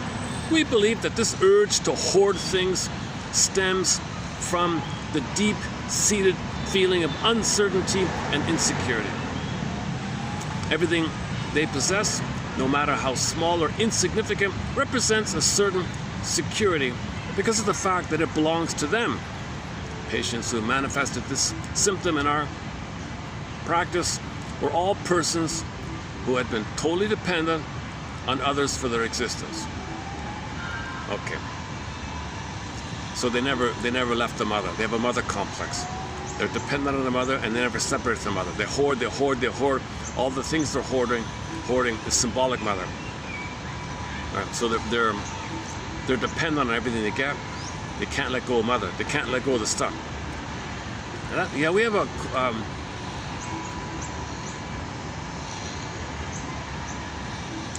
Berger has a thing about the hoarder in the money and emotional conflicts book. What time is it? Oh, 3. Oh, kleptomania. Finally, in a few cases, this urge leads to kleptomania. Oh, okay. So the shopaholic person. I mean the shoplifter. As one patient expressed it, quote, "When I can grab and take something home, I get a greater feeling of security." That's twisted stuff. Our quote before on this topic was, the child is supposed to get for free, mother's love for free. Doesn't have to pay or give, supposed to receive. If that's failed, the one woman went to the cosmetics thing or something, and she would nick all these things and didn't want to pay. Although she had the money, she was wealthy, but that's not about that. It's about the feeling, I'm entitled to get mother's symbols of mother, lipsticks and creams and all these mother-daughter interactions with the cosmetics. Yeah, that could have been mother and me, and mother should have been nice to me. Yeah, give me that, give me that, give me that. So she symbolically was trying to get what she never got with the mother. I'm referring to the TV show Nashville. She was a billionaire young lady, she was a billionaire, had millions of screaming fans, and when the concert was over, she'd go to the drugstore and steal things. She could buy the bloody thing. That's not about that. She needed the psychological feeling that mother would touch her and caress her, and be tender to her, nice to her, and touch her hair and do those kind of things. She never got that. The mother was a depressed waif, and so she was symbolically trying to get mother's love. So when real needs are not met, you unconsciously may make an effort to try to get it in a symbolic manner. It doesn't work. You can spend that woman can spend 20 lifetimes. If she could live for 20 lifetimes, in doing that, it's not going to correct what happened in the past. A sense of entitlement. Okay, reaction types. Oh boy. Okay, and they go on and on like this. So I guess maybe they're just spelling it out further here. Okay, we'll see if feelings of intellectual incompetence. Okay, I think what they're doing is they're going to give you a long litany of examples of these people. Guilt feelings. At times, these feelings of inferiority and inadequacy give rise to a deep-seated feeling of guilt when these patients have arrived, intellectually at least, at the level of moral behavior. They attach to their inadequacies an ethical significance which these acts do not possess. They see their inability as a fault imputed to, oh boy, okay, I gotta read that again, hang on. Okay, once we get into the topic of guilt, I gotta slow it down, hang on. Oh, they quote Mr. Jung. Okay, Jung is quoted in here. Okay, all that, so that was just chapter 2. So I just read a portion of chapter, all that what I just did was just chapter 2. Chapter 3 is entitled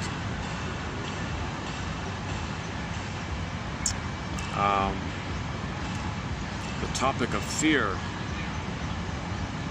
Is fear a fear, or is a fear is a fear? Oh, a fear is a fear is a fear. Or is it? Okay. Okay. So it's your reaction to things.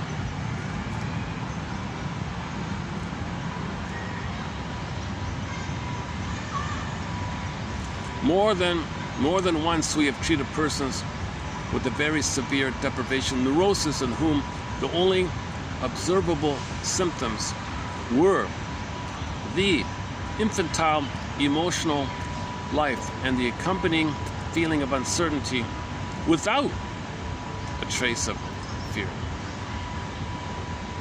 Okay, so they may show signs of fear and anxiety or not. Okay, that's just variations of it. Okay, so to put it differently, in fear neurosis, the fear is primary and the emotional non-development secondary, while in deprivation neurosis, the emotional non-development is primary and the fear is secondary. Okay.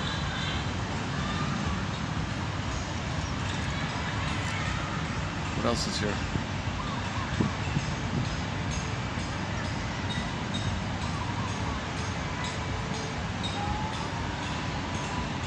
Let me just go to the table of contents in a second.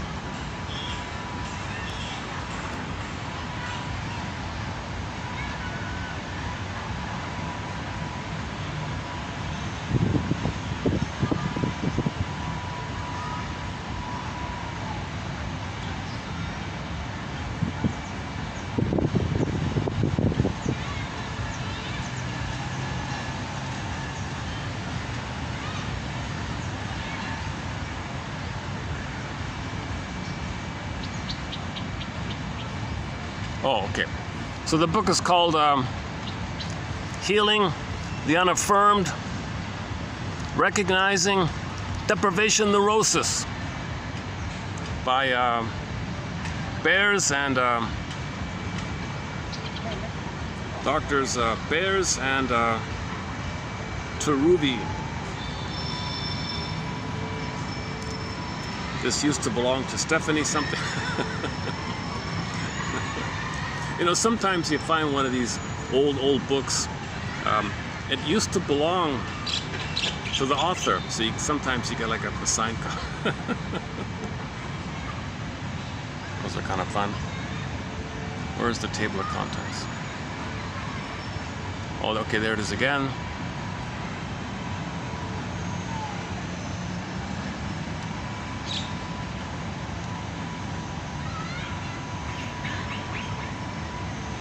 Okay, table of contents. Okay, table of contents. So we did mainly number 2, the definition of deprivation neurotic. Okay, chapter 3 is on fear. Chapter 4 is on something called sense of impairment, lack of order, and fatigue. Chapter 5 is, don't let the shrink tell you that you're, fill in the blank, if you're only a deprivation neurotic. Okay, don't let the shrink give you a label, a serious label, if really all it is, you're simply a deprivation neurotic. Okay, what kind of therapy do deprivation neurotics need? That's chapter 6, huh? Affirmation in therapy in daily life. 7, personal histories of some deprivation neurotics. No, thank you. What deprivation neurotics write their therapists? No, thank you. How to protect your children from becoming deprivation neurotics. Common sense, obvious.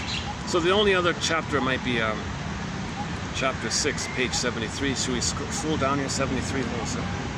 73.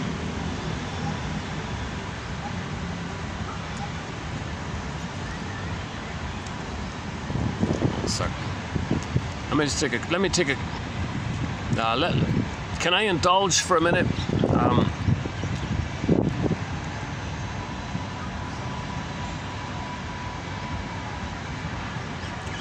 You know, the first half of this video was very choppy, trying to deliver this, and then things picked up a little later on, right? So it makes me realize if I'm struggling at the beginning of the video, just hang in there, things tend to smooth out a bit, like now, right? Oh man, oh man. With the shade in this fan, I should be able to get through a hot day like this. Yeah, look at that.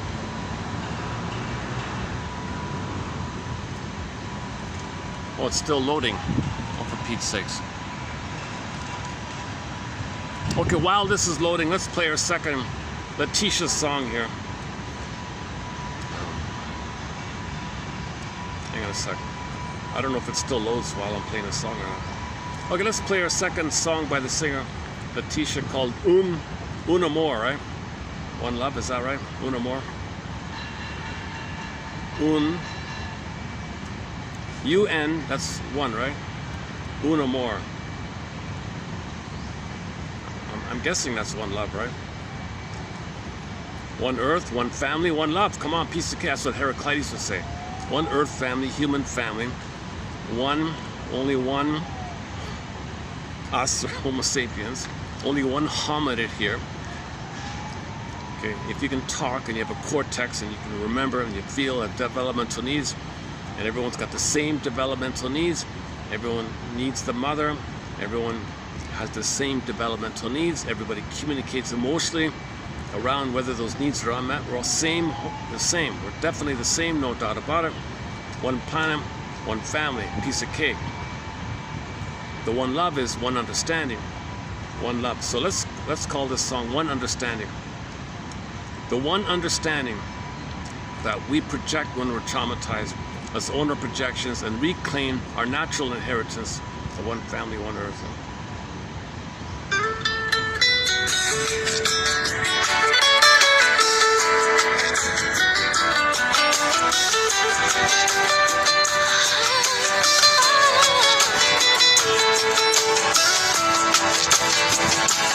Cuánta es mi suerte haberte encontrado y cuánta dicha de estar a tu lado, siempre conmigo, vas en mi mente y hasta me olvido de toda la gente.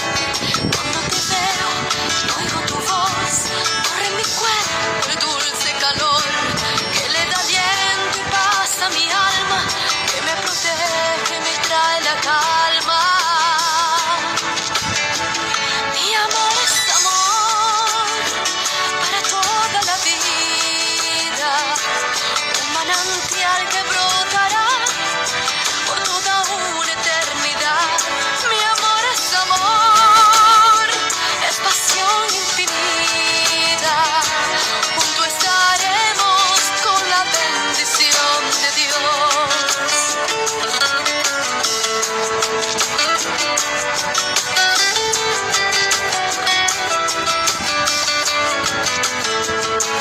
Me das el aire que yo respiro y la energía que mueve mi cuerpo. Si me faltaras, me privas de todo, porque yo todo lo tengo contigo. Y si el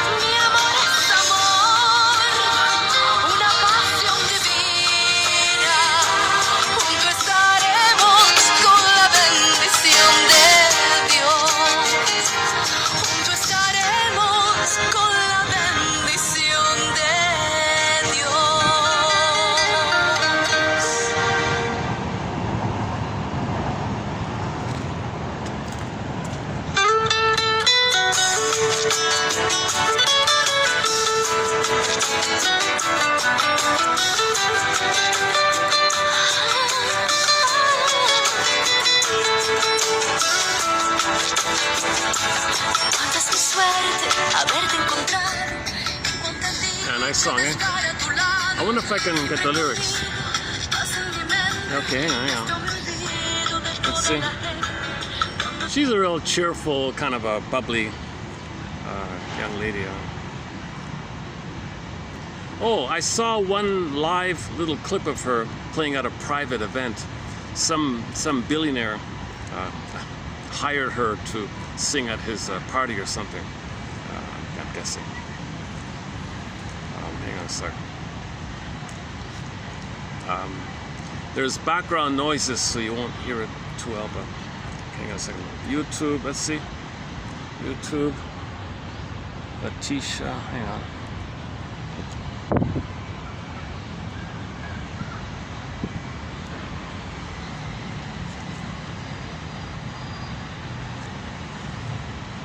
Give me a sec here. A little slow here at the moment.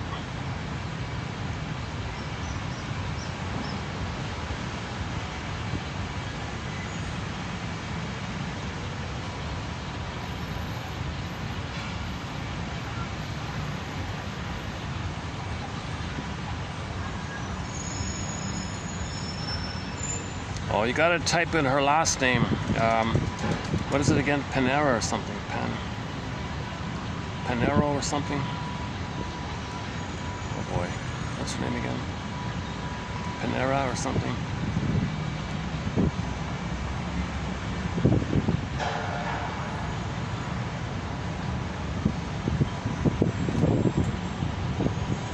Or type in Letitia. Pareja dash PAD as in David RON. Pareja Padron. Let's see.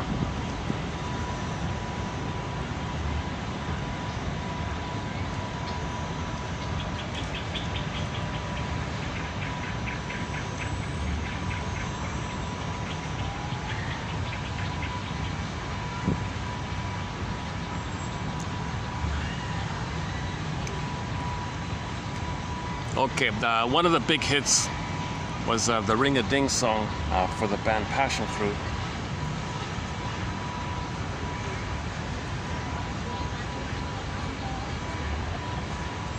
Is that it?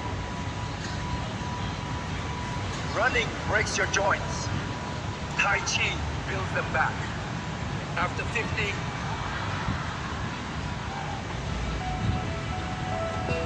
what's this again? Is this it? Hang on a sec. Is that it?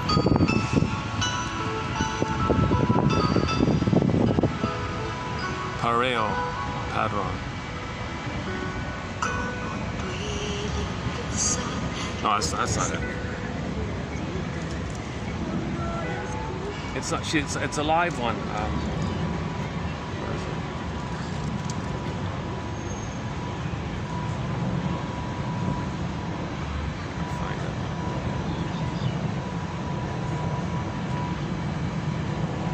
Common name, right?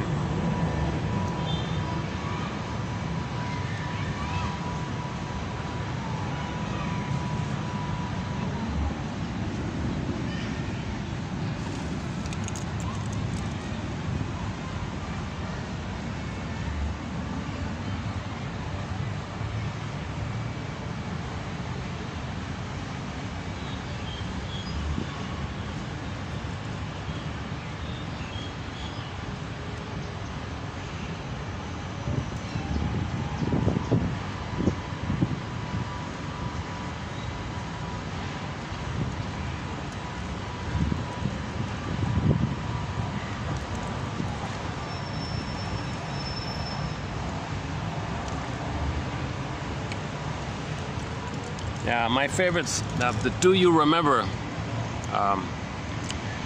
Yeah, those are the models I talked about, Passion Fruit. They're lip syncing. They're not really singing. Letitia, this one here, she's doing the real singing, but nobody knows it.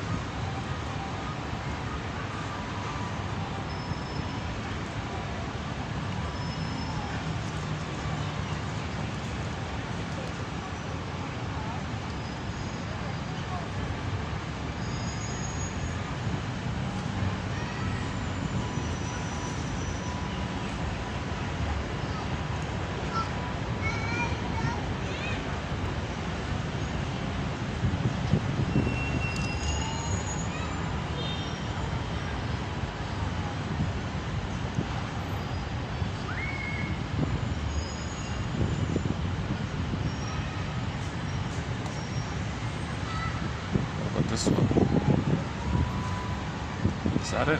Hang on a sec.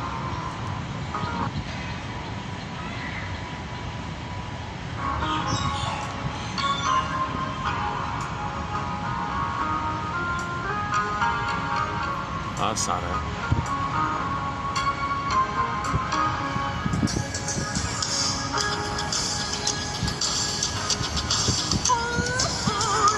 No, that's not it.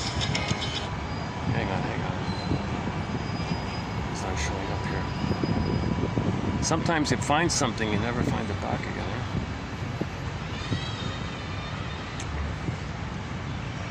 It was a private affair. Where is it?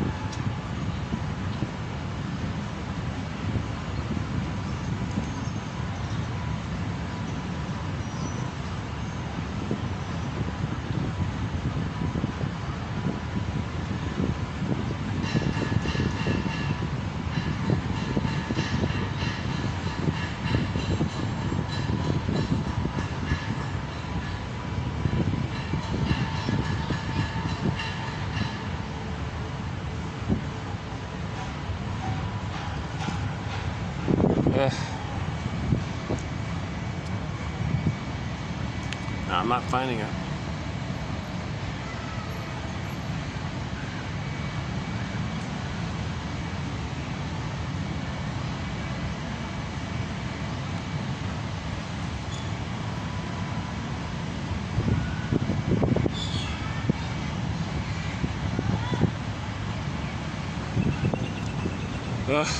Okay. I keep all my bloopers and mistakes in these videos. Oh, this is the song we played. This is the song I played, the first one. This Mass alla del Tempo. Okay, let's get back here. It was pretty good. It was good. She was in top form there.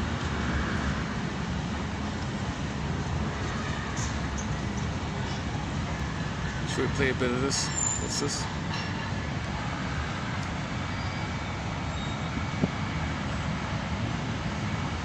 Is there going to be an ad? Yeah. Hang on.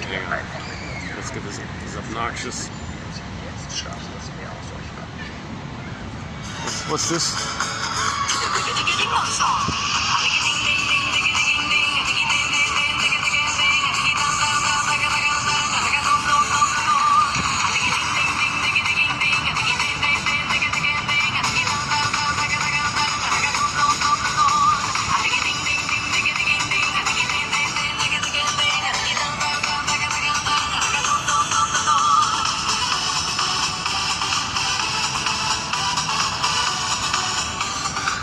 You get the idea, huh?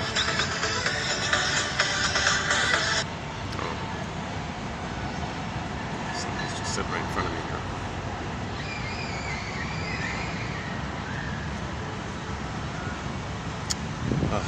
move again here. Let's see. Okay, you know what? That's okay. I can go back on the other side. There's now shade on the other side. Okay, give me about 10 minutes to get to the other side, and we'll continue. All right, it's officially past 2 hours, and this is still working. Oh man, I feel a little excited. I feel relieved. 54%, right? Is that right? Okay, I don't want to bother this gentleman right in front of me here.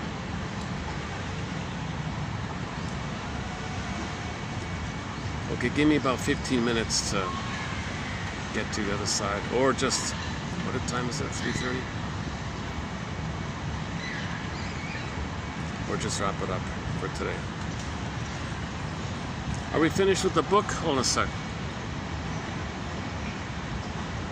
Well, I wanted to jump to that chapter 6, was it? Hang on a sec. Let's take a peek on what they say about the therapy side of it all. What page was it? Chapter? Hang on a sec. Here we go. Healing the under. Healing. Can I take a peek at chapter? Hang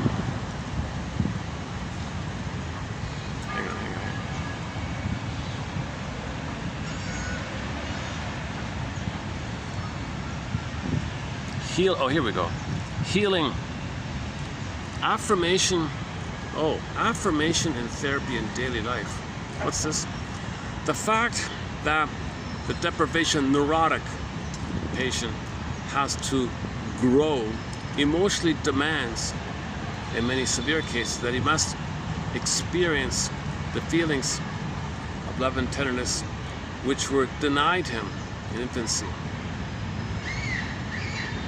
That's not it. That's chapter 7. Chapter 6, hang on here. Recognize it.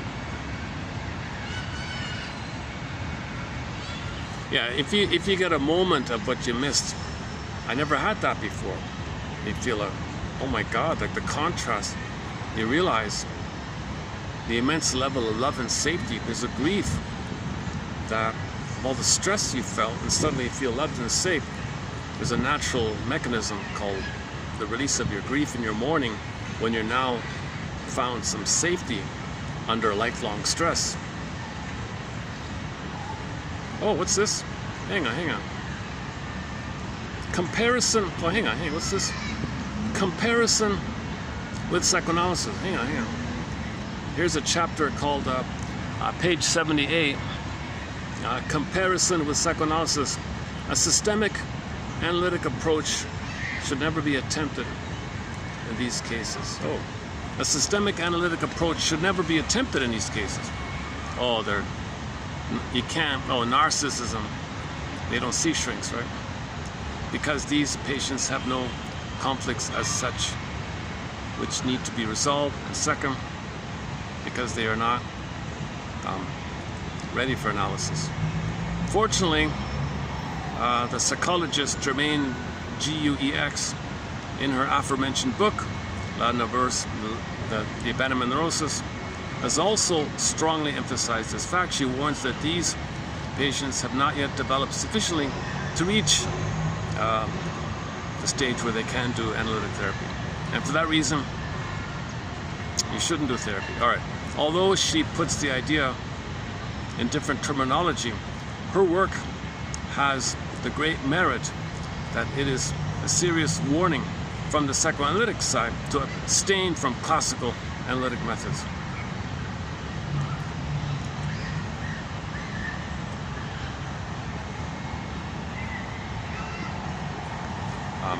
So narcissists, they got an armor, like they got to get supply. If you loosen the armor, they feel existential fears. So the armor is to protect them of something worse they feel. So they're going to cling to the armor of, give me supply, I'm all centered, all about me. If you lift it, they don't have that. They're not ready to. Only when they're aware of it, then they're ready. If they're not aware of it, they're not ready. So that's why.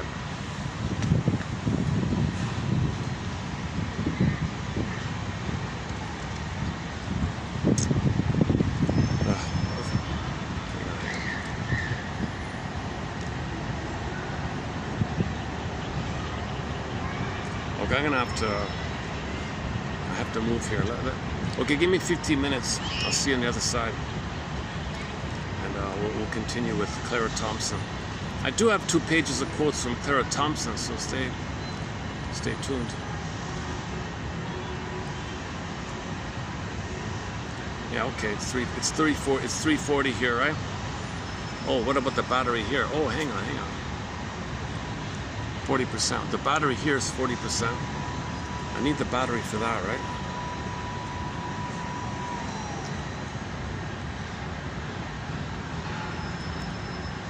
All right, I'll see you in 15 minutes. I want to keep the camera running because when I hit the pause, it drains the battery immensely. I'm better off just letting it run. So skip ahead for 15 minutes, and I'll see you over there, hopefully. Okay, hang on a second.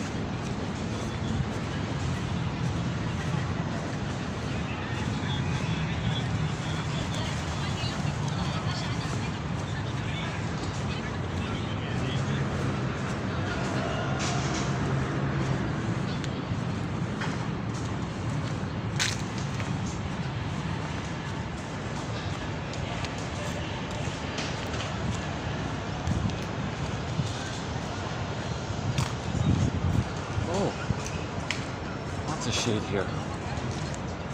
Okay, good.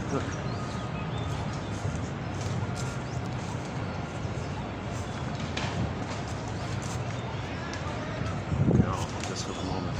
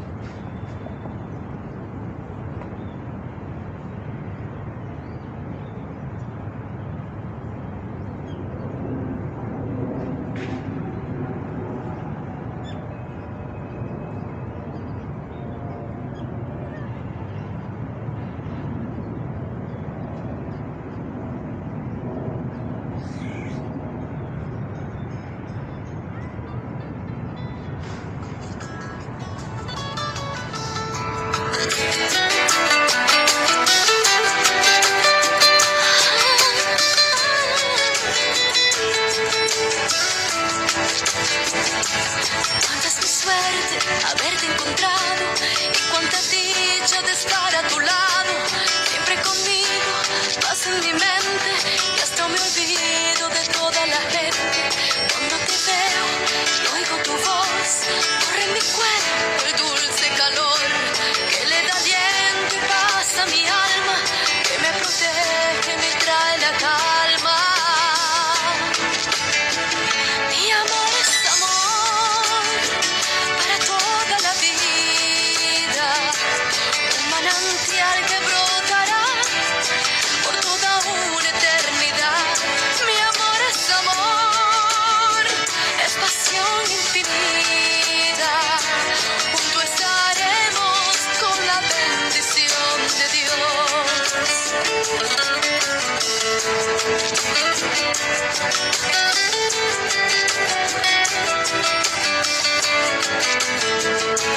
Me das el aire que yo respiro y la energía que mueve mi cuerpo.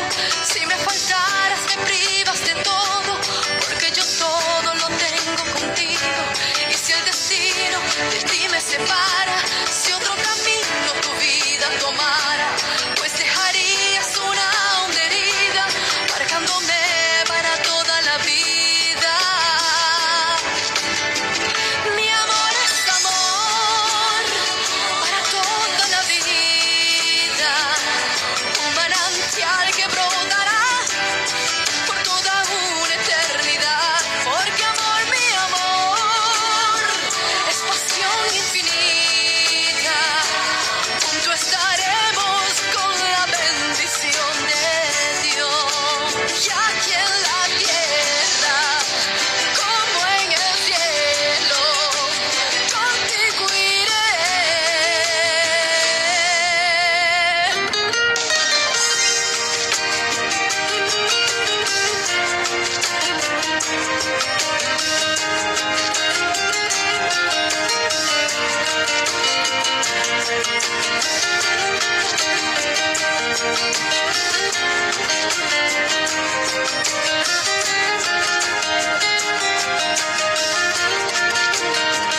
Mi amor es amor para toda la vida, un manantial que brotará por toda una eternidad.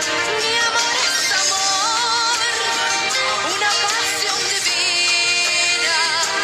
Junto estaremos con la bendición de Dios. Junto estaremos con la bendición de Dios.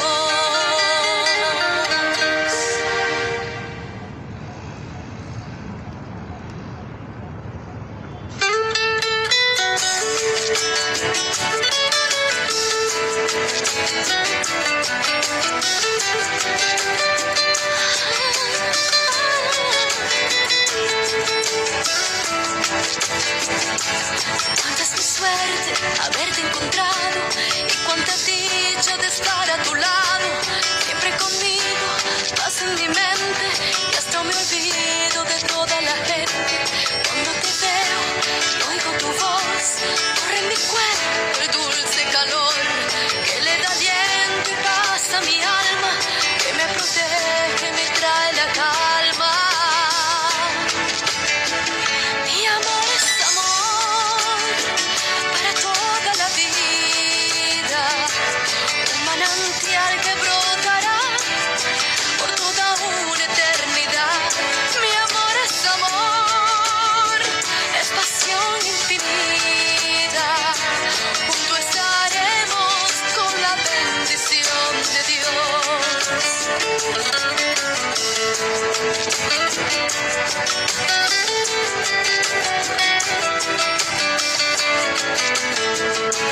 Me das el aire que yo respiro y la energía que mueve mi cuerpo. Si me faltaras me privas de todo, porque yo todo lo tengo contigo.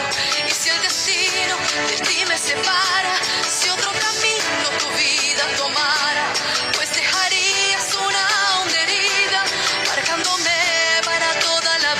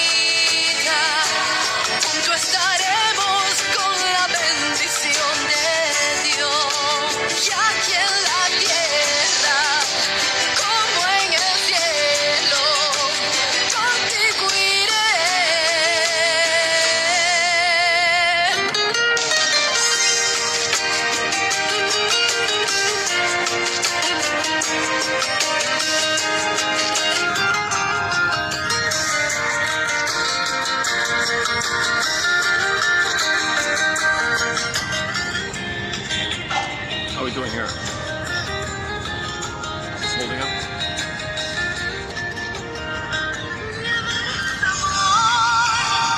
Para toda la vida, un manantial que brotará por toda una eternidad.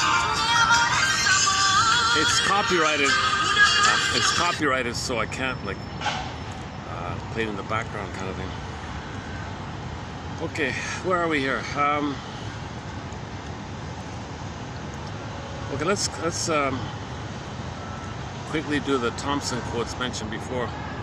The therapist comes into the picture when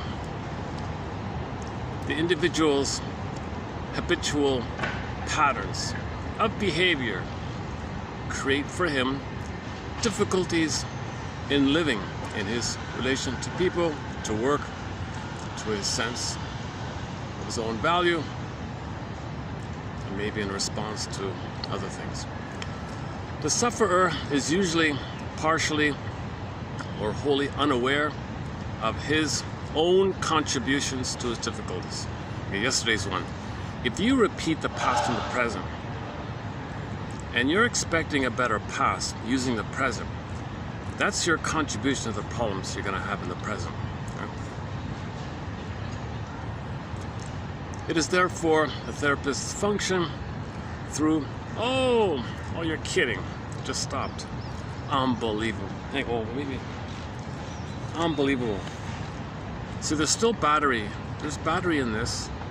So, maybe it just overheated, or maybe just, why would it just stop?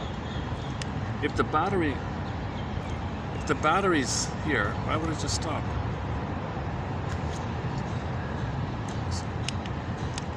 It stopped again. Huh? 1, 2, 3. Let's see if it keeps going. Why wouldn't this massive block of a battery be able to charge this little tiny fan when it stopped again? Unbelievable. What happened here? 53%. You're kidding. Hang on a second. Let me get this thing. Hang on a second. It's got the clip here. What's going on here? There's plugged in. You gotta be kidding. So whether I use the little mini battery or this brick of a battery, it's not about the battery, it seems to be about this thing.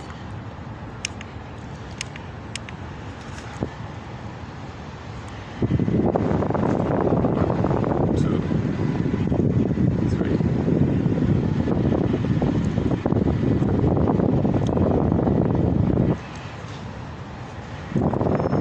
Wait for it. Oh, if it, okay, maybe that's all it is. Just unplug it and plug it back in, right? No, it stopped again. Oh, you're kidding. Oh, for Pete's sakes. Oh, the battery here is working. It's plugged in. Something's overheating or something? Is something overheating? It's warm, but it's not burning or anything. Oh, for Pete's sakes. So why wouldn't this work? Oh, for Pete's sakes. Okay, at least we get 2 hours. All right. Seriously? I'm so excited. Okay, if it gives me 2 hours, that's okay. That's not bad.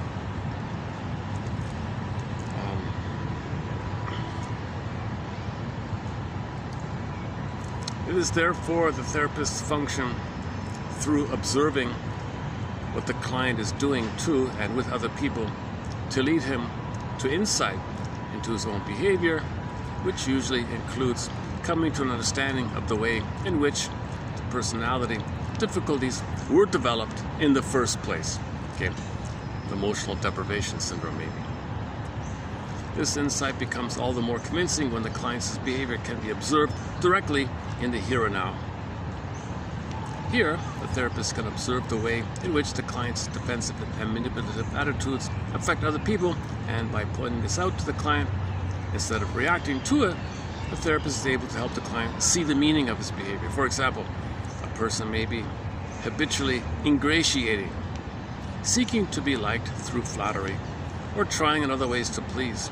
The analyst sees this taking place in relation to himself, but he doesn't respond to it, but instead points it out to the client. Another example is the case of the person who's very competitive. For him, the analyst's position of authority in a therapeutic situation is intolerable, and he is driven to belittle the analyst in some way. He may criticize his technique or remark that the papers he has written are mediocre, or object to his office furnishings, or try in other ways to humiliate him. The good therapist does not react to this, but sees in it evidence of the client's character pattern. When this is pointed out calmly and without anger, the client may be able to see for the first time what are the ways in which he repels people. These two illustrations are examples of ways of relating to people which do not create good relationships and are defensive attitudes attempting to cope with an underlying feeling of insecurity and anxiety which was fostered in early emotional deprivation syndrome. Freud has pointed out that the victims... Oh, what about here? Oh, wait. What about here? The battery here. Oh yeah, 20%. Okay, hold on. Let me see if this at least can charge up the phone battery. Hold on. If it won't charge up the fan, will it charge up this the camera? Okay, let's see. I'll find out in a minute. Okay. Freud has pointed out that the victims of unhappy marriages usually choose, in their subsequent attempts at finding mates, people with difficulties similar to the one before. And the marriage tends to come to grief in the same way. Repetition compulsion. Our present knowledge of character patterns makes more clear why this is so. When a man or woman consults a therapist about marriage difficulties, attention must first be paid to how each is contributing to the situation. So each is contributing to the situation. There is no such thing as an innocent victim of interpersonal difficulties, except in the case of a very young child. The wife, suffering from a domineering husband who puts endless obstacles in the way of any personal development on her part, unless he controls it, has asked for it, so to speak, in her own way, perhaps by an excessive need for guidance and approval. Unless she can gain sufficient confidence in herself to believe in her own goals, not even divorce will solve her problem, for she will immediately look for someone else to run her life. Not deliberately, of course, but driven by her own unconscious needs. The basic marital problem is that mutual neurotic dependency is mistaken for love. Okay, again, the basic marital problem is that mutual neurotic dependency, interlocking neuroses, it's like unconscious couples in collusion. Read Jörg Billy's book, Couples in Collusion, the mutual neurotic dependency. So if one needs to please, another needs to reject, or stuff like that. Okay, one guy calls this a kind of symbiotic situation here. Only mature people who are capable of caring for and respecting the needs and interests of the partner as much as they are concerned with their own are capable of mutual relatedness of adult love. Marital difficulties flourish in symbiotic relationships because the gratification of personal need is more important than concern for the welfare of the other, and the solution lies in analysis of the personal need. All right. The more unusual type of problem is that of a young man who seems afraid to grow up. Well, here's another Maynard G. Krebs situation. He did... Oh, no, hang on, sorry. No, this is different. Okay, this is different. Okay. Here's one version of somebody who doesn't want to grow up. If something's temporary, so if he takes a job and it's considered like a summer job, okay, he'll do okay. If he takes a class, but it's not expected to be a part of a career, he'll do okay. As soon as he began work which was to be his life career, he became panicky and therefore sought help. He was in danger of failing altogether. He did well in college as long as he was browsing around and hadn't fully made up his mind about what he wanted to become. As soon as he made his decision, his marks went down and he flunked the course. Therapy revealed that he had a deep feeling of worthlessness and that he could not imagine himself as an adult, responsible person. The casual jobs had been a kind of play, and it didn't really matter if he succeeded at them or not. On further treatment, it became apparent that his mother had continued to treat him far into adolescence as an irresponsible person. She made his major decisions according to her whim, often depriving him of his own spontaneous interests. It was more important to keep his mother from criticizing him than to follow his own tendencies, except when he could avoid her supervision by being an amateur. Okay, I see. Okay, yeah, so if something's serious, the mother clicked, but if it's not important, the mother's not around in the mind, or it doesn't trigger the mother. In fact, when he came for consultations, it wasn't clear for some time whether his work difficulties were due to his having been pushed into the wrong career or not. In time, this doubt was resolved. He liked the work, but he feared taking his own initiative. It was as if he were always expecting his mother's interference, so why try? Okay, self-activation triggers the aggressive mother, demanding do this, don't be yourself, don't show interest because I need you. You gotta do what I want. I don't care what you want. So he tries later on. Mother's gonna criticize me, so why bother? So he's okay with superficial things that are not important, but then when it clicks to something serious, it clicks the mother. That's one theory. Okay, let's do the next part here. That was 3245. That was 3246. 3245. The child. Is the battery working? You know, the sun is not on me. The sun is reflecting off the building. I should go over there, right? Okay, never mind. Let's see. Is the battery working? I can hardly see anything. So much glare. 32% is working. Look at that. It works. This works to charge the phone, but not to charge the little fan. Go figure out.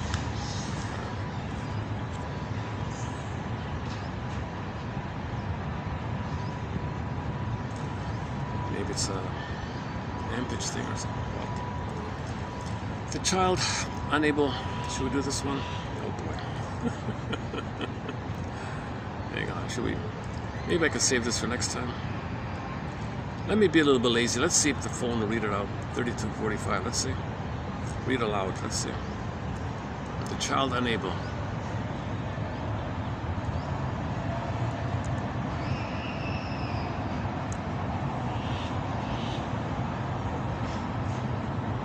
No, it's not going to read it.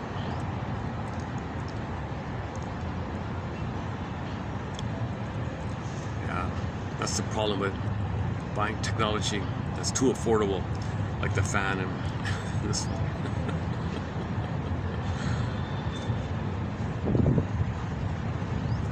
How about now?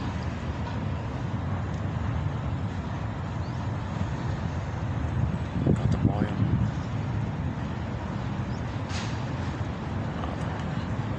Okay, it's not gonna be. That's not worry about it. Okay, I'll do this next time.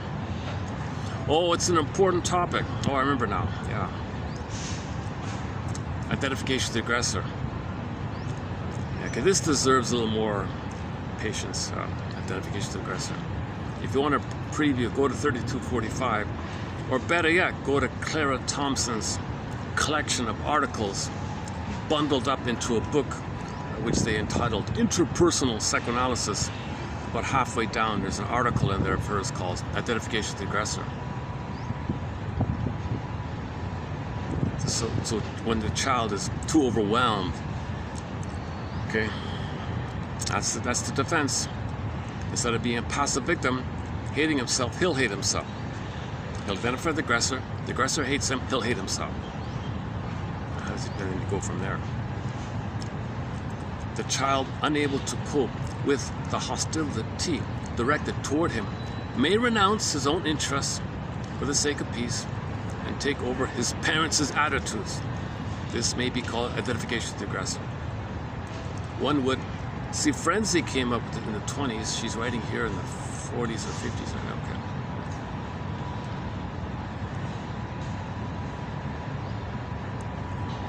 And one would expect it to be inhibitory to personality development, of course, as are all defense mechanisms. This way of forming object relationships, i.e., identifying through fear of the aggressor, may persist into adult life and may, in some individuals who have been badly damaged, be the most important, in some way the only way of maintaining relationships. Wow. So look at the imprint. If the child had to become the mother, he may go through life always being who's like bad around him, imitating that person. Yeah, something like that, right? Yeah, maybe that's the cult thing. Maybe that's some of this cult stuff is like that, right? They exploit and take advantage of people, and they identify with the cult leader, and they reject themselves. So the mother doing this is like a cult leader, right? The child identifies with it to have a relationship. That's the imprint.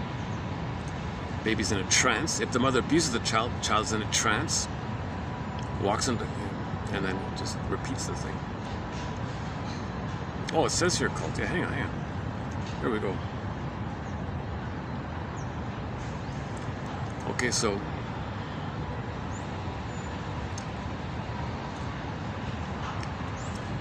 if so, the individual goes on making new identifications with hostile persons, never living his own life. In time, he doesn't know what his own life might be if he were suddenly released and allowed to live it. Okay, so it's important, let's pause here. It's important to make a clear distinction between just regular imitation and identification. The two are related, but identification with the aggressor is an unconscious process. So this would be somebody in a country that was pillaged and plundered and think they're the aggressor. All right. Like they think they are the aggressor. Can you believe it? I don't want to move again. Hang on. There's a group just settling in front of me here. Just wait a minute.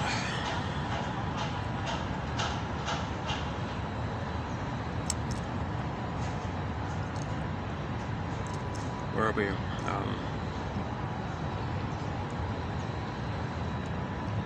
The two are related, but the former is an unconscious one. There may be moments of recognition of its existence, but its most important aspects develop outside awareness. Okay, imitation, just simple imitation, that's a more conscious thing. Imitation may also take place through fear, but its effects on personality are not as devastating as those of identification through fear and aggression. So if you identify with somebody and you realize that, you can get out of it easily. But if you imitate somebody and you realize that, you can get out of it. But if you identify, like your identity, it's a more deeper thing. Imitating, it's you imitate, but you identify, that's your identity. A conscious tendency to go through the motions of being like other people is frequently found in individuals who have a tendency to make identifications.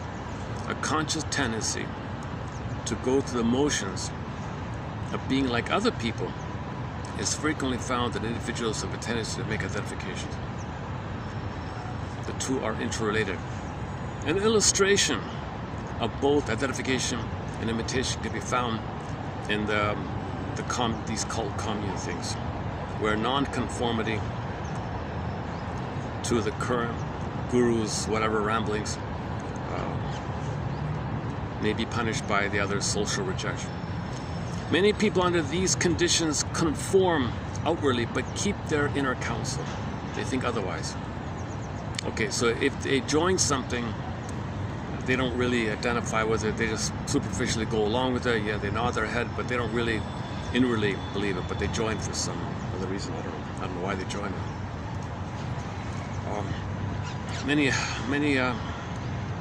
Many people under these conditions conform outwardly but keep their inner counsel. They think otherwise. On the other hand, there are those who converted, quote unquote, they converted. They're converts, true believers to the ideology. Through fear, they close their minds to any critical attitude about it. They no longer dare to doubt its rightness. In situations where the average neurotic individual would have experienced hostility, these quote converts become confused, felt as if they were going to pieces, lost all contact with reality. One had a break or something.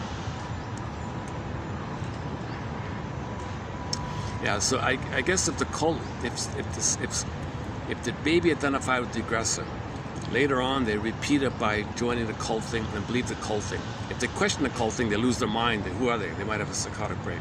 That's what he means. So they're really dependent like that. Eh? Their identity is based on the other person. Jesus Christ. Eh? See, mothers really damage their kids when they do this kind of thing. Okay, next paragraph. Turned into a way of life contrary to their own interests by a dominating parent, unable to struggle against the pressure. They identified with the parent and espoused his or her way of life without conscious resentment. Okay, back to the cult idea. If the convert gets angry with the guru or something, they're overwhelmed. They can't do it, so they won't express anger. Just like the baby couldn't express anger. The baby had no chance to say, "Mother, I don't like what you're doing." Oh, he becomes the mother, shames himself. Here, an early identification with an erratic, unpredictable father persisted even to the time of analysis. Okay, so in one example, somebody identified with the aggressor. In this case, was the father, usually the mother. But the pattern is set in with the mother. Then it goes to the father. In some of his moods, he would say he could feel himself actually being his father. He thinks he is the father somehow. In his early years of attachment, things weren't so bad. As he grew older, he began to realize that the father only approved of him when he was carrying out his wishes. So that'd be like in the cult thing. The cult member would say, "Wait a minute, I mean this crazy guy taking all my money or whatever, only likes me if I agree with him, doesn't care about me." When the boy did something successful on his own, the father was scornful, and the boy had the feeling of failure. He never expected his father to see him through anything. He never expected his father to see him through anything, which really interested him. Yeah, so there's no memory of a parent supporting the kids in his interest and seeing it to its complete, like seeing it all the way through it. There also seemed to be no support from the mother. Yeah, same idea. These clients showed a tendency to take over the responsibility of the analyst. Oh, if they go to therapy, they do the same thing in therapy. So they identify with the shrink. So they think like they got to agree with everything the shrink says. If they argue with the shrink, they lose them. They can't do it, right? So the same pattern.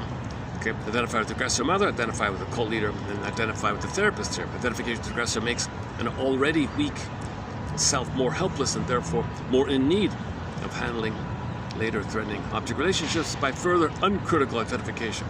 Okay, so by this time, they're so weak, they have no experience or confidence to find their voice, right? The client can no longer have the feeling of living his own life by this time. So now he's really, by the time he goes to therapy, he's reached this point where I don't know who I am, what my life should be. When the destructive identification is sufficiently great, possibly all sense of personal wishes are lost. Same thing, all right. Question of degree here, right? In the cases where the damage is less extensive, there remains some ability to distinguish between favorable and unfavorable situation. However, due to the fear of the aggressive personality, plus dependence on him, Their critical faculty can only with difficulty come to consciousness. So think about the child. The child's dependent on the aggressor.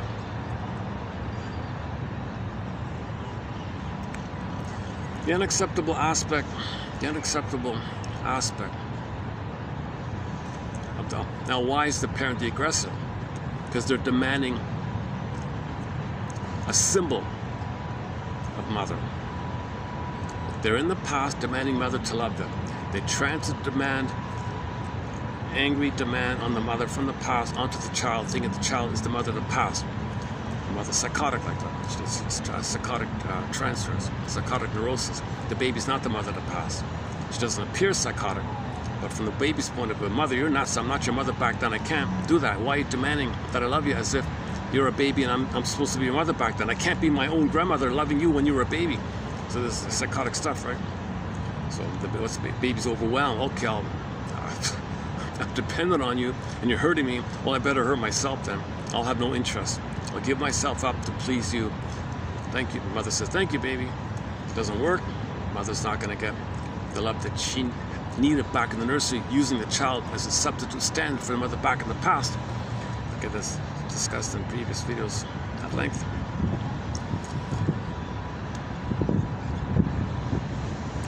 Okay, it goes on about the weak ego, and the therapist has to be mindful of this kind of thing. All right, just leave it there. Identification of the aggressor. So we have Elizabeth Howell, Ferenczi. I think Masterson talks a little bit about it. He calls it the talion impulse, the talionic feeling. When Berger talks about it, it's the negative magic gesture. So let's see if it'll read out now. Hold on a sec.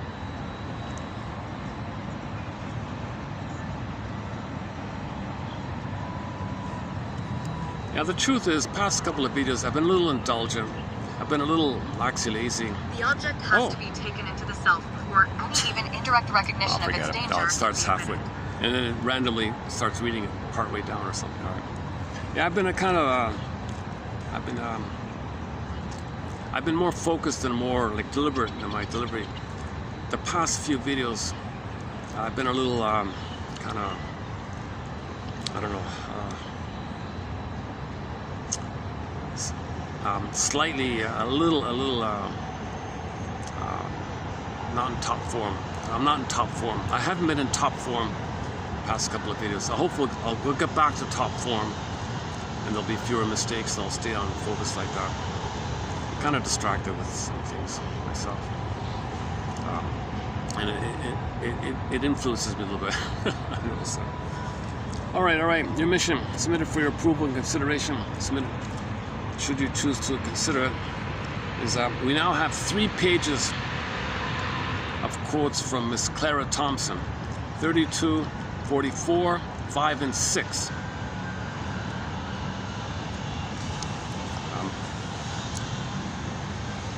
So submitted for your approval and consideration.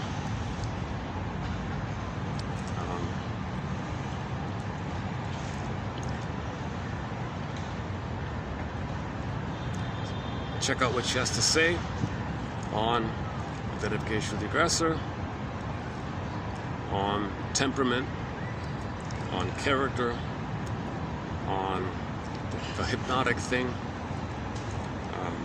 neurosis, like a post-hypnotic thing, resistance, acting out, transference. Oh, that's a good one, transference. I like this one here. Why knowing the truth makes you free is open to philosophical speculation. Much more than the animals, the human being seems able to learn from new experience and actually change his ways of adaptation. When a complicated character pattern is clearly brought into awareness and the various defensive attitudes related to it are seen to be no longer necessary for security. In fact, they often contribute to insecurity. Man seems to be able to utilize constructively the knowledge for more effective living. That's a great little Okay, if you're gonna just read one quote from Thompson, read the last one there from 3244. Let's see if we'll read out here. Let's see if I can get it to read out. Nope. Okay, let me see if I can do a better reading of it. Why knowing the truth makes you free is open to philosophical speculation. Much more than the animals, the human being seems able to learn from new experience and actually change his ways of adaptation. Again, I'm thinking about doing a short, right? Why knowing the truth makes you what? Again. Oh, Jesus. Ugh. I'm not handsome. I don't know why someone would bother taking a photo of me. Maybe it's a different thing to see, I don't know.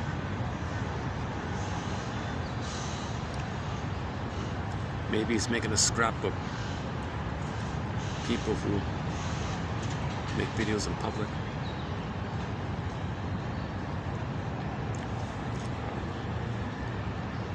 Outdoor office. Outdoor office. I don't know. What would this book be called? Why not enjoy the outdoors as your office? How to make the outdoors your office. How to make the outdoors your office. Get one of these folding chairs. These are great little chairs. Get a fan. A bag of ice. Oh, it's filming me again. Oh, jeez. Sometimes, I don't know. People are curious. Okay, why knowing the truth makes you free? You know, it could, you know, maybe I'm setting it, maybe it's positive, maybe somebody is thinking, here's a guy doing something, maybe I can do this, maybe he's experimenting, maybe I can do what he's doing. He's making a podcast. Let me check it out here, and maybe think about it. Let me take a photo and think about it. Can I do that? Should I do that? So it could be like an experimental thing. Why knowing the truth makes you free is open to philosophical speculation. Much more than the animals, the human being seems able to learn from new experience and actually change his ways of adaptation. When a complicated character pattern is clearly brought into awareness, and the various defensive attitudes related to it are seen to be no longer necessary for security, that in fact they often contribute to insecurity, man seems to be able to utilize constructively the knowledge for more effective living. That's a good one. All right.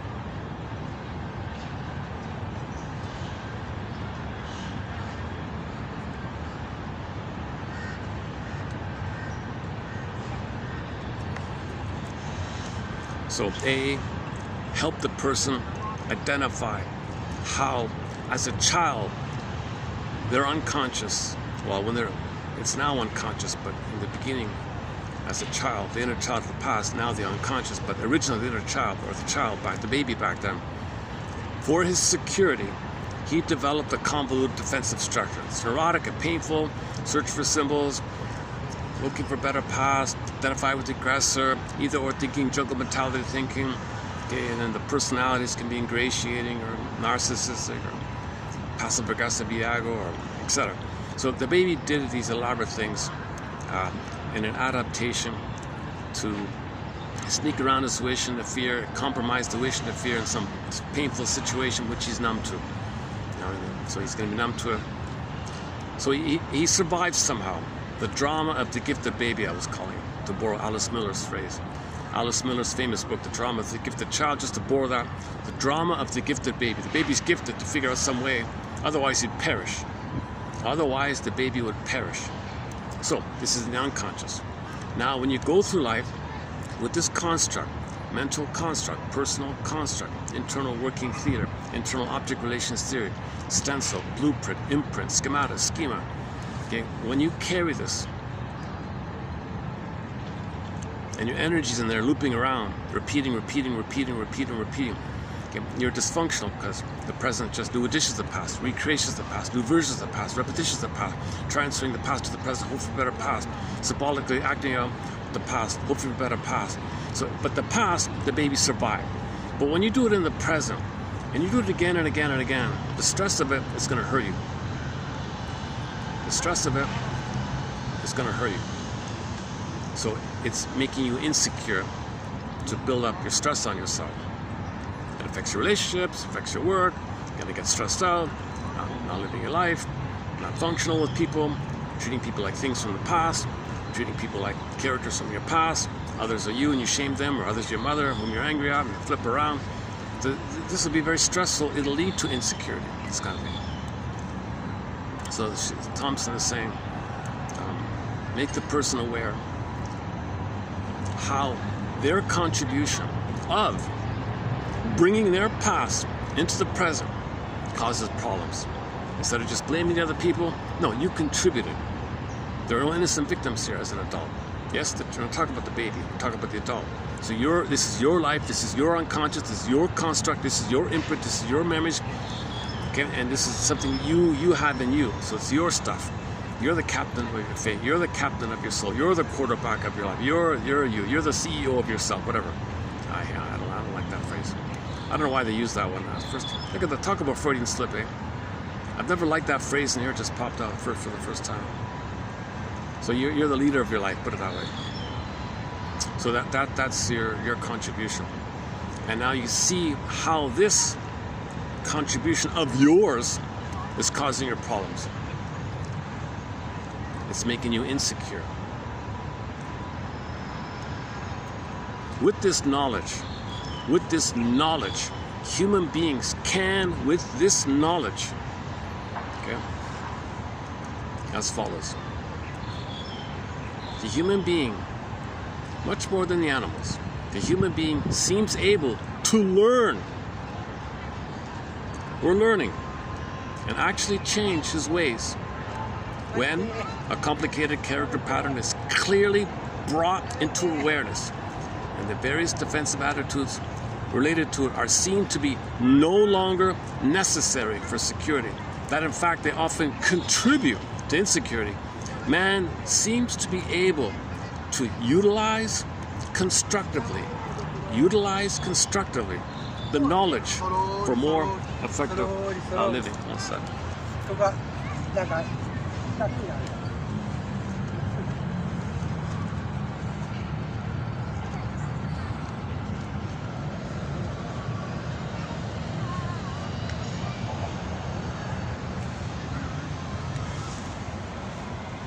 It's getting busier now. Getting busier. Oh, the battery. How's the battery? Let's check the battery. Look at that, eh? Yeah, I don't remember that from last year. It was like that. How's the battery? I'm curious about the battery. Where is it? Oh, 15.6. Hang on a second.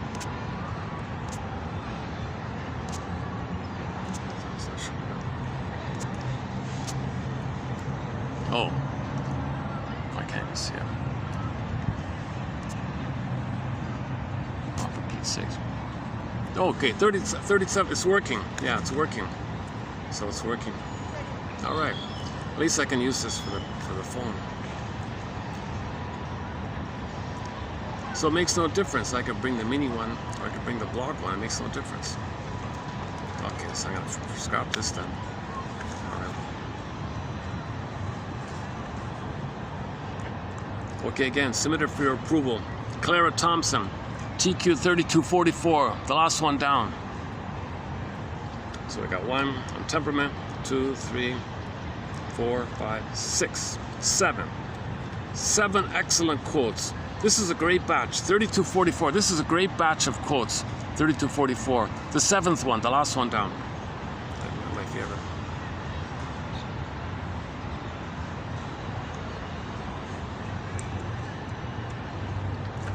And then 3245, what was this again? Oh, the aggressor one, yeah. The aggressor one. And then, wasn't there another one? I thought there were 3 of them.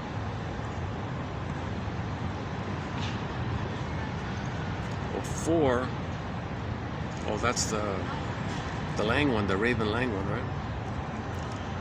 Wait a minute, 3244. Oh, temperament. 3244. That's what I'm talking about, right? 3244. 3244. 3245. That's the aggressor one. 3246.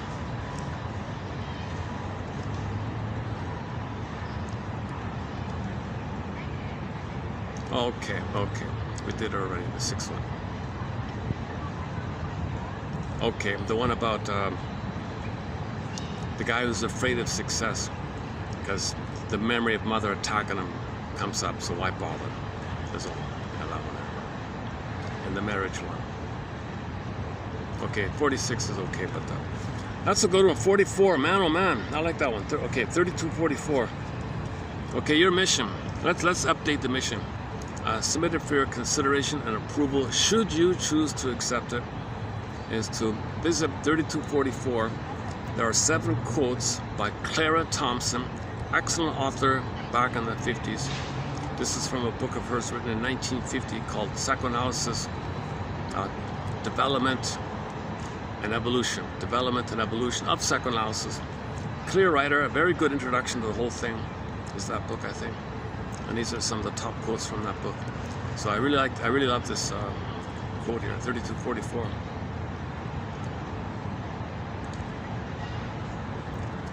I like the clarity part about it's about nurture.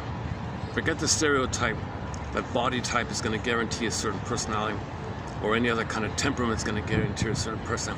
There may be a kind of a added energetic in that direction, but it doesn't have to go that way. So it's not worth thinking in those kind of terms. Nurture, the relationship with the mother, human connections lead to neural connections. No matter if you're born an ectomorph, endomorph, or mesomorph, thin, plumpy, or stocky, it doesn't matter about that kind of, or the mixture of them. And no matter about the kind of chemical, hormonal little variations, like it doesn't matter about that. So, actually, I saw one guy, yeah. I mean, if there is a,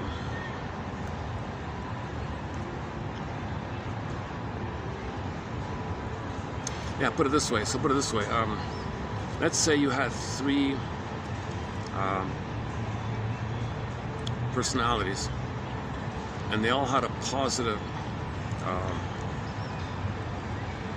a desire to be helpful or something.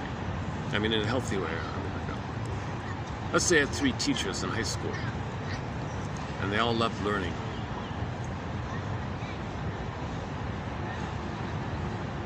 One is a temperament of being laid back, a little plumpy, it's okay. One is thinner, maybe a little nervouser, maybe, okay. Or one is more stocky built and maybe a little energized, okay. But they all love learning. Do the kids care? The kids want the teacher who loves learning. Right? The kids want the teacher who cares about them and wants to teach them. They're not going to care about the shape or temperament of the teacher. If they have the attitude of concern and care for the other and their happiness and the students' happiness, they feel happy by the students' happiness, called Freude, joy in other people's happiness. And everyone's better off like that, rather than the typical scenario, punch in the clock, bark at them, go in the hallway, give me my check, leave me alone. Not that stuff.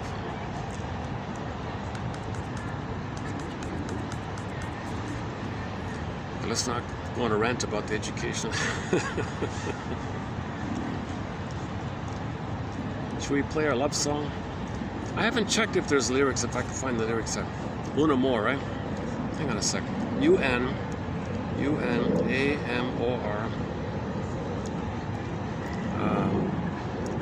Letitia. Let's see if it shows up here. L-E-T-I-C-I-A, right? L-E-T-I-C-I-A. Letitia. Lyrics. Let's see if it shows up. Una more.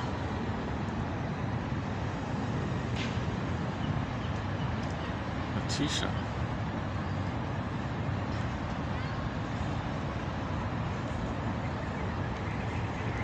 Oh, there's another Letitia.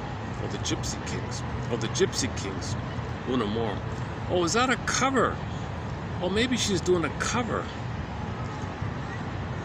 Oh, I thought that was her song. Oh, hang on. Letitia Reyes. No, that's not it. Letitia Morales. Letitia Reyes. Oh, for Pete's sakes. I want this one here. This is the one we're talking about. It's the girl smiling in the sunset. That one there. So no lyrics. If it's the Gypsy Kings, maybe we'll find the lyrics if it's the same song.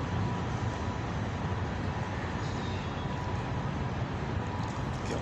Let's first of all see what it sounds like. The Gypsy Kings, Una more. I tried to play the Gypsy Kings a couple of years ago, one of their big hits. Copyrighted. Jose Feliciano, Rain, and Windows of the Mind, copyrighted. Okay, we're gonna get Gypsy. J-Y. One sec. J-Y-P-S-Y.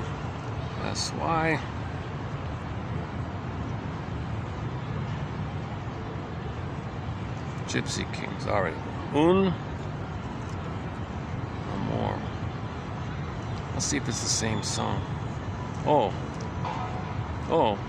English lyrics. Oh, hang on. Okay. Una more, Gypsy Kings with Spanish and English lyrics. Now, I don't know if this is the same song. Let's give it a try. Commercial. Hold on. Wait for the annoying ad to pass. Hang on a sec. There's always an obnoxious. I've never found one tolerable ad that's worth looking at. Oh, it's stuck.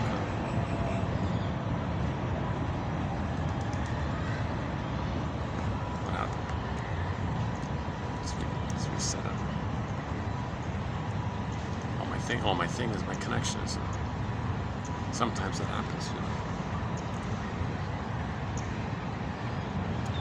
know. Oh, Gypsy Kings, Una more, lyrics with English translation. Okay, let's just do the English translation. Can you see it?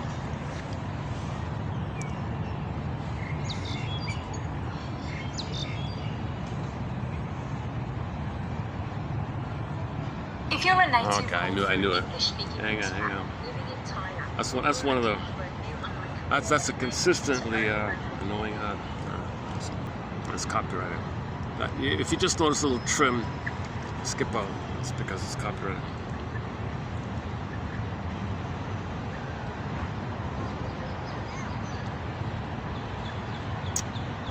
So I can't get the lyrics to so there's no lyrics to it. Eh? Let's try again. Lyrics to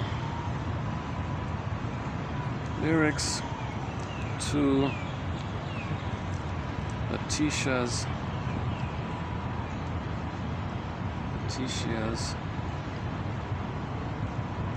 song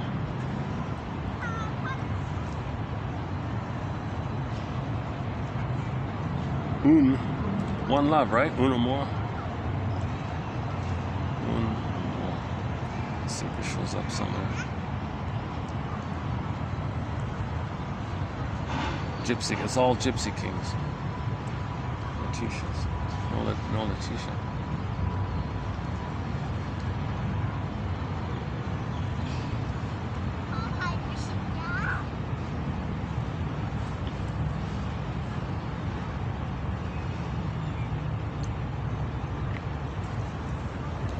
it doesn't show up.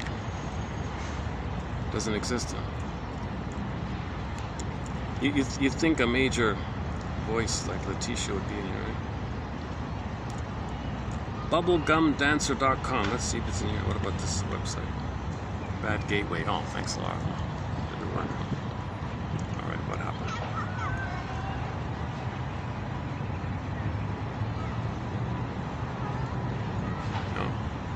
No, that's it. Oh my goodness. Okay, so it's going to depend on your ability to know Spanish. Figure out what that song says, eh? Let's go to the translator and just simply type in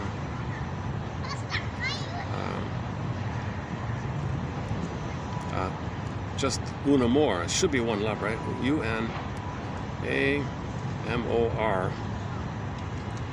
Okay. Oh, I love. Oh, this one says I love, not one love. Un amor. I love. Oh, I see. So if it's one love, it's uno. I thought that was Italian or something. So what's one love? What's one love in Spanish? One love in Spanish. It says un amor. It's just, oh, it shows up as un amor. Oh. You type in one love, it goes un amor. You type in un amor, it shows I love. Oh, it's obviously got to be one love. One understanding, one people. See, one understanding. Know yourself. Know thyself is one love. Know yourself. The famous chiseled in stone. Know thyself. That's the same thing. One love.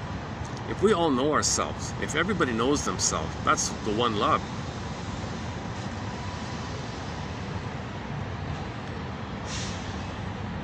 That's synonymous to my mind. That's synonymous. Know thyself equals one love, right? One understanding, one knowing, love and understanding are kind of synonymous. Understanding, know yourself, understand yourself equals one. There's one love around when we all understand ourselves. So that's what consciousness is for. Consciousness is the vehicle to know ourselves, right? All right. Now let's cool down finally. What time is it? See, if I do the video later, the park floods, right? If I do it earlier, no one's around. It's too hot. Right? Let's see. 41%. Battery's holding up.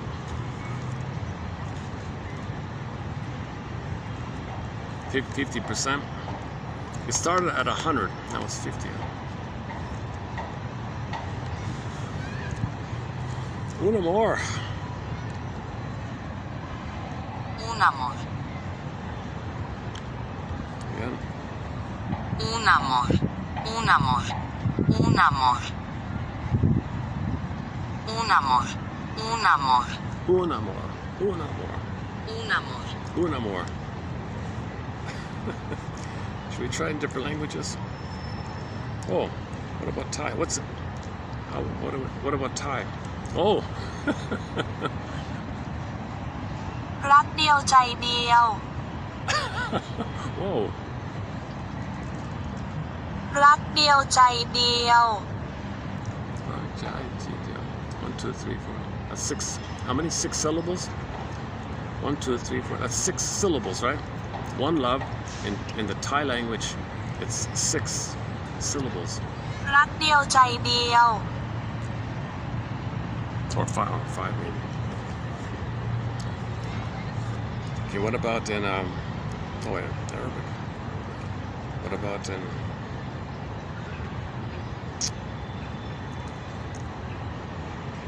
let's pick a language here.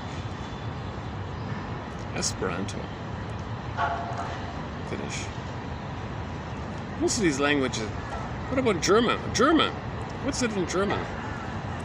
Eine Liebe. Eine Liebe. Eine Liebe. Eine Liebe. Oh, that's pretty good. Eine Liebe. Eine Liebe. One love. Eine Liebe. Eine Liebe. I like that. Eine Liebe. Liba. Oh, Sanskrit. Oh my God. Sanskrit. Oh man, what's this?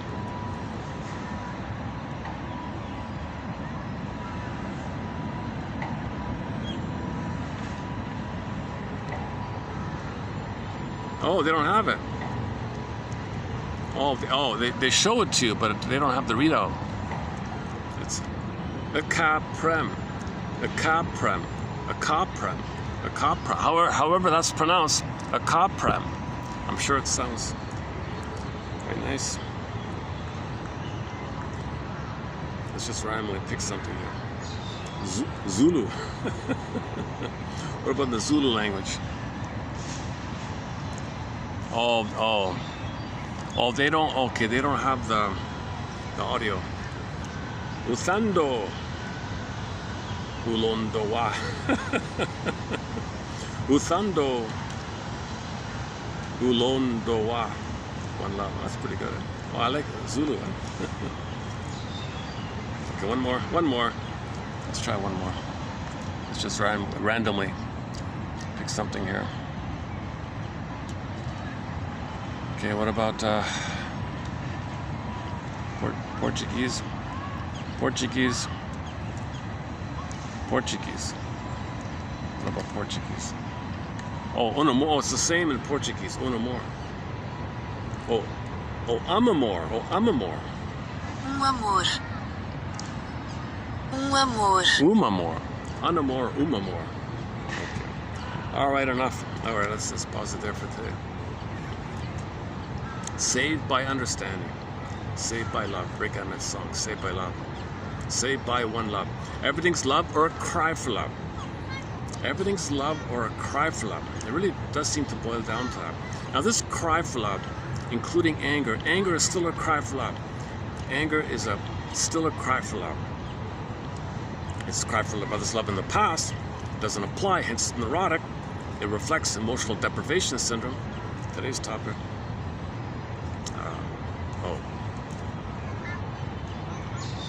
For Pete's sakes. What's it called again? What's today's topic? Hold on. Oh, deprivation neurosis. Deprivation neurosis.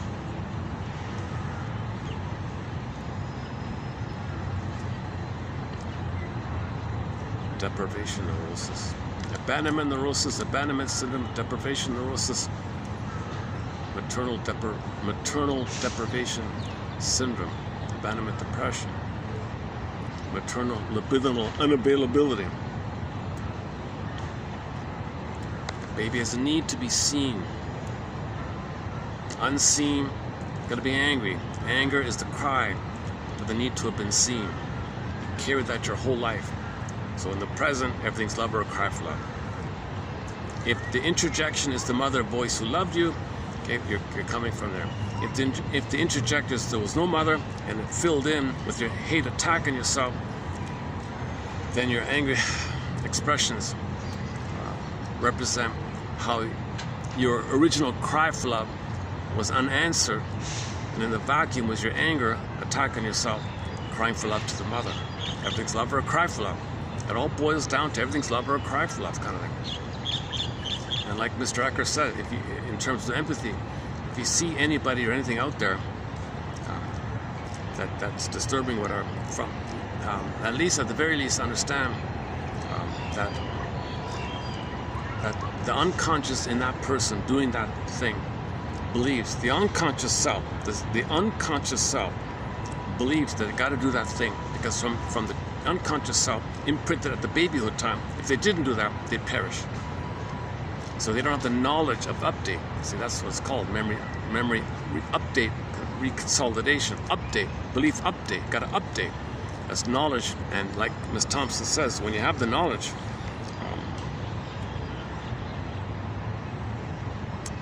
humans can use the knowledge in a, what you say, in a more constructive. Man seems to be able to utilize constructively self-knowledge for more effective living. 32:44. Oh, okay.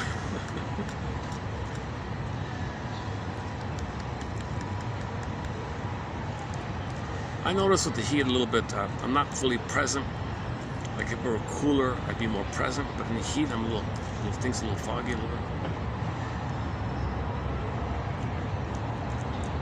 However, the delivery comes across more professional, less professional, more serious, more frivolous, more stressed out, more fatigue, more energy. However I'm in, whatever mood or state I'm in, it's about the quotes. You'll find quotes. So today we're posting, oh yeah, so what are we posting today? 32, 35, right? 34. Well, whatever we're posting today below. So on average, we post about 10 quotes per video. Sometimes there's a long one in many parts, or there's, like 3 long passages. It works out in the wash about 10 quotes per video.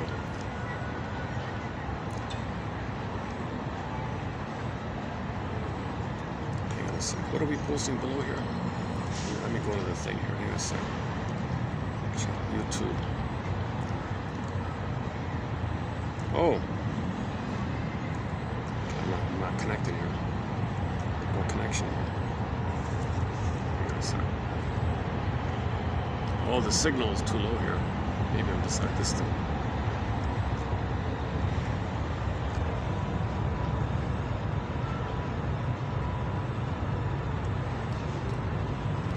Okay, yesterday we posted 32. So below in this video, we'll be posting 33, which is 33. Okay, so these quotes are from Mr. Store, Mr. Siegel, someone Dopamine. Oh, okay, these are, the ghosting one. No, okay, I'm going to take that out. Okay, the Don Juan is in here. Something about symptoms. Self-alienation, that one there. Oh, the trauma bond. Oh, trauma bonding. Yeah. Oh, the brain, hippocampus. A little bit about dopamine in the brain. Okay, mostly about the trauma bond one. I forgot about that. The trauma bond, yeah. Okay. So anyways, there'll be at least 1, 2, 3, 4, 5 quotes. 5 or 6. We'll see if it fits in. If it fits in, we'll get 6.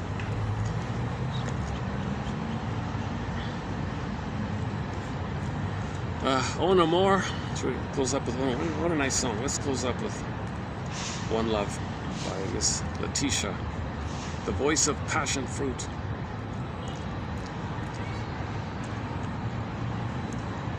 So the band Passion Fruit, the 3 models, and Melanie Thornton. So those 4 ladies are on a plane. Oh boy, so you can read about it. And you can see the concert they gave that night, the interview and the concert they gave, and a few hours later, crash in the mountains.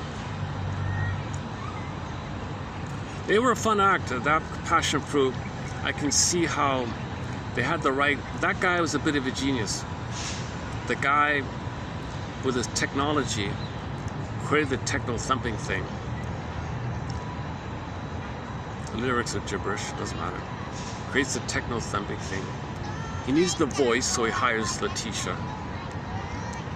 So he's got the music and the voice. All he's got to do is find 3 models in a bikini, jiggling on stage, and it worked. They were a mega band back then. Melanie Thornton's a different story. She sang authentically live herself, Melanie Thornton.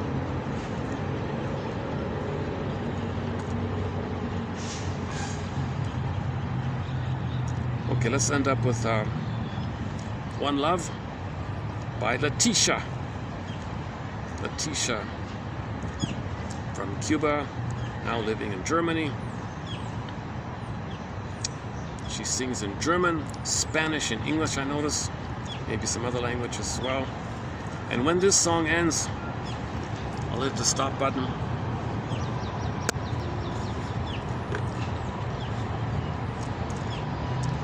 Metaphors.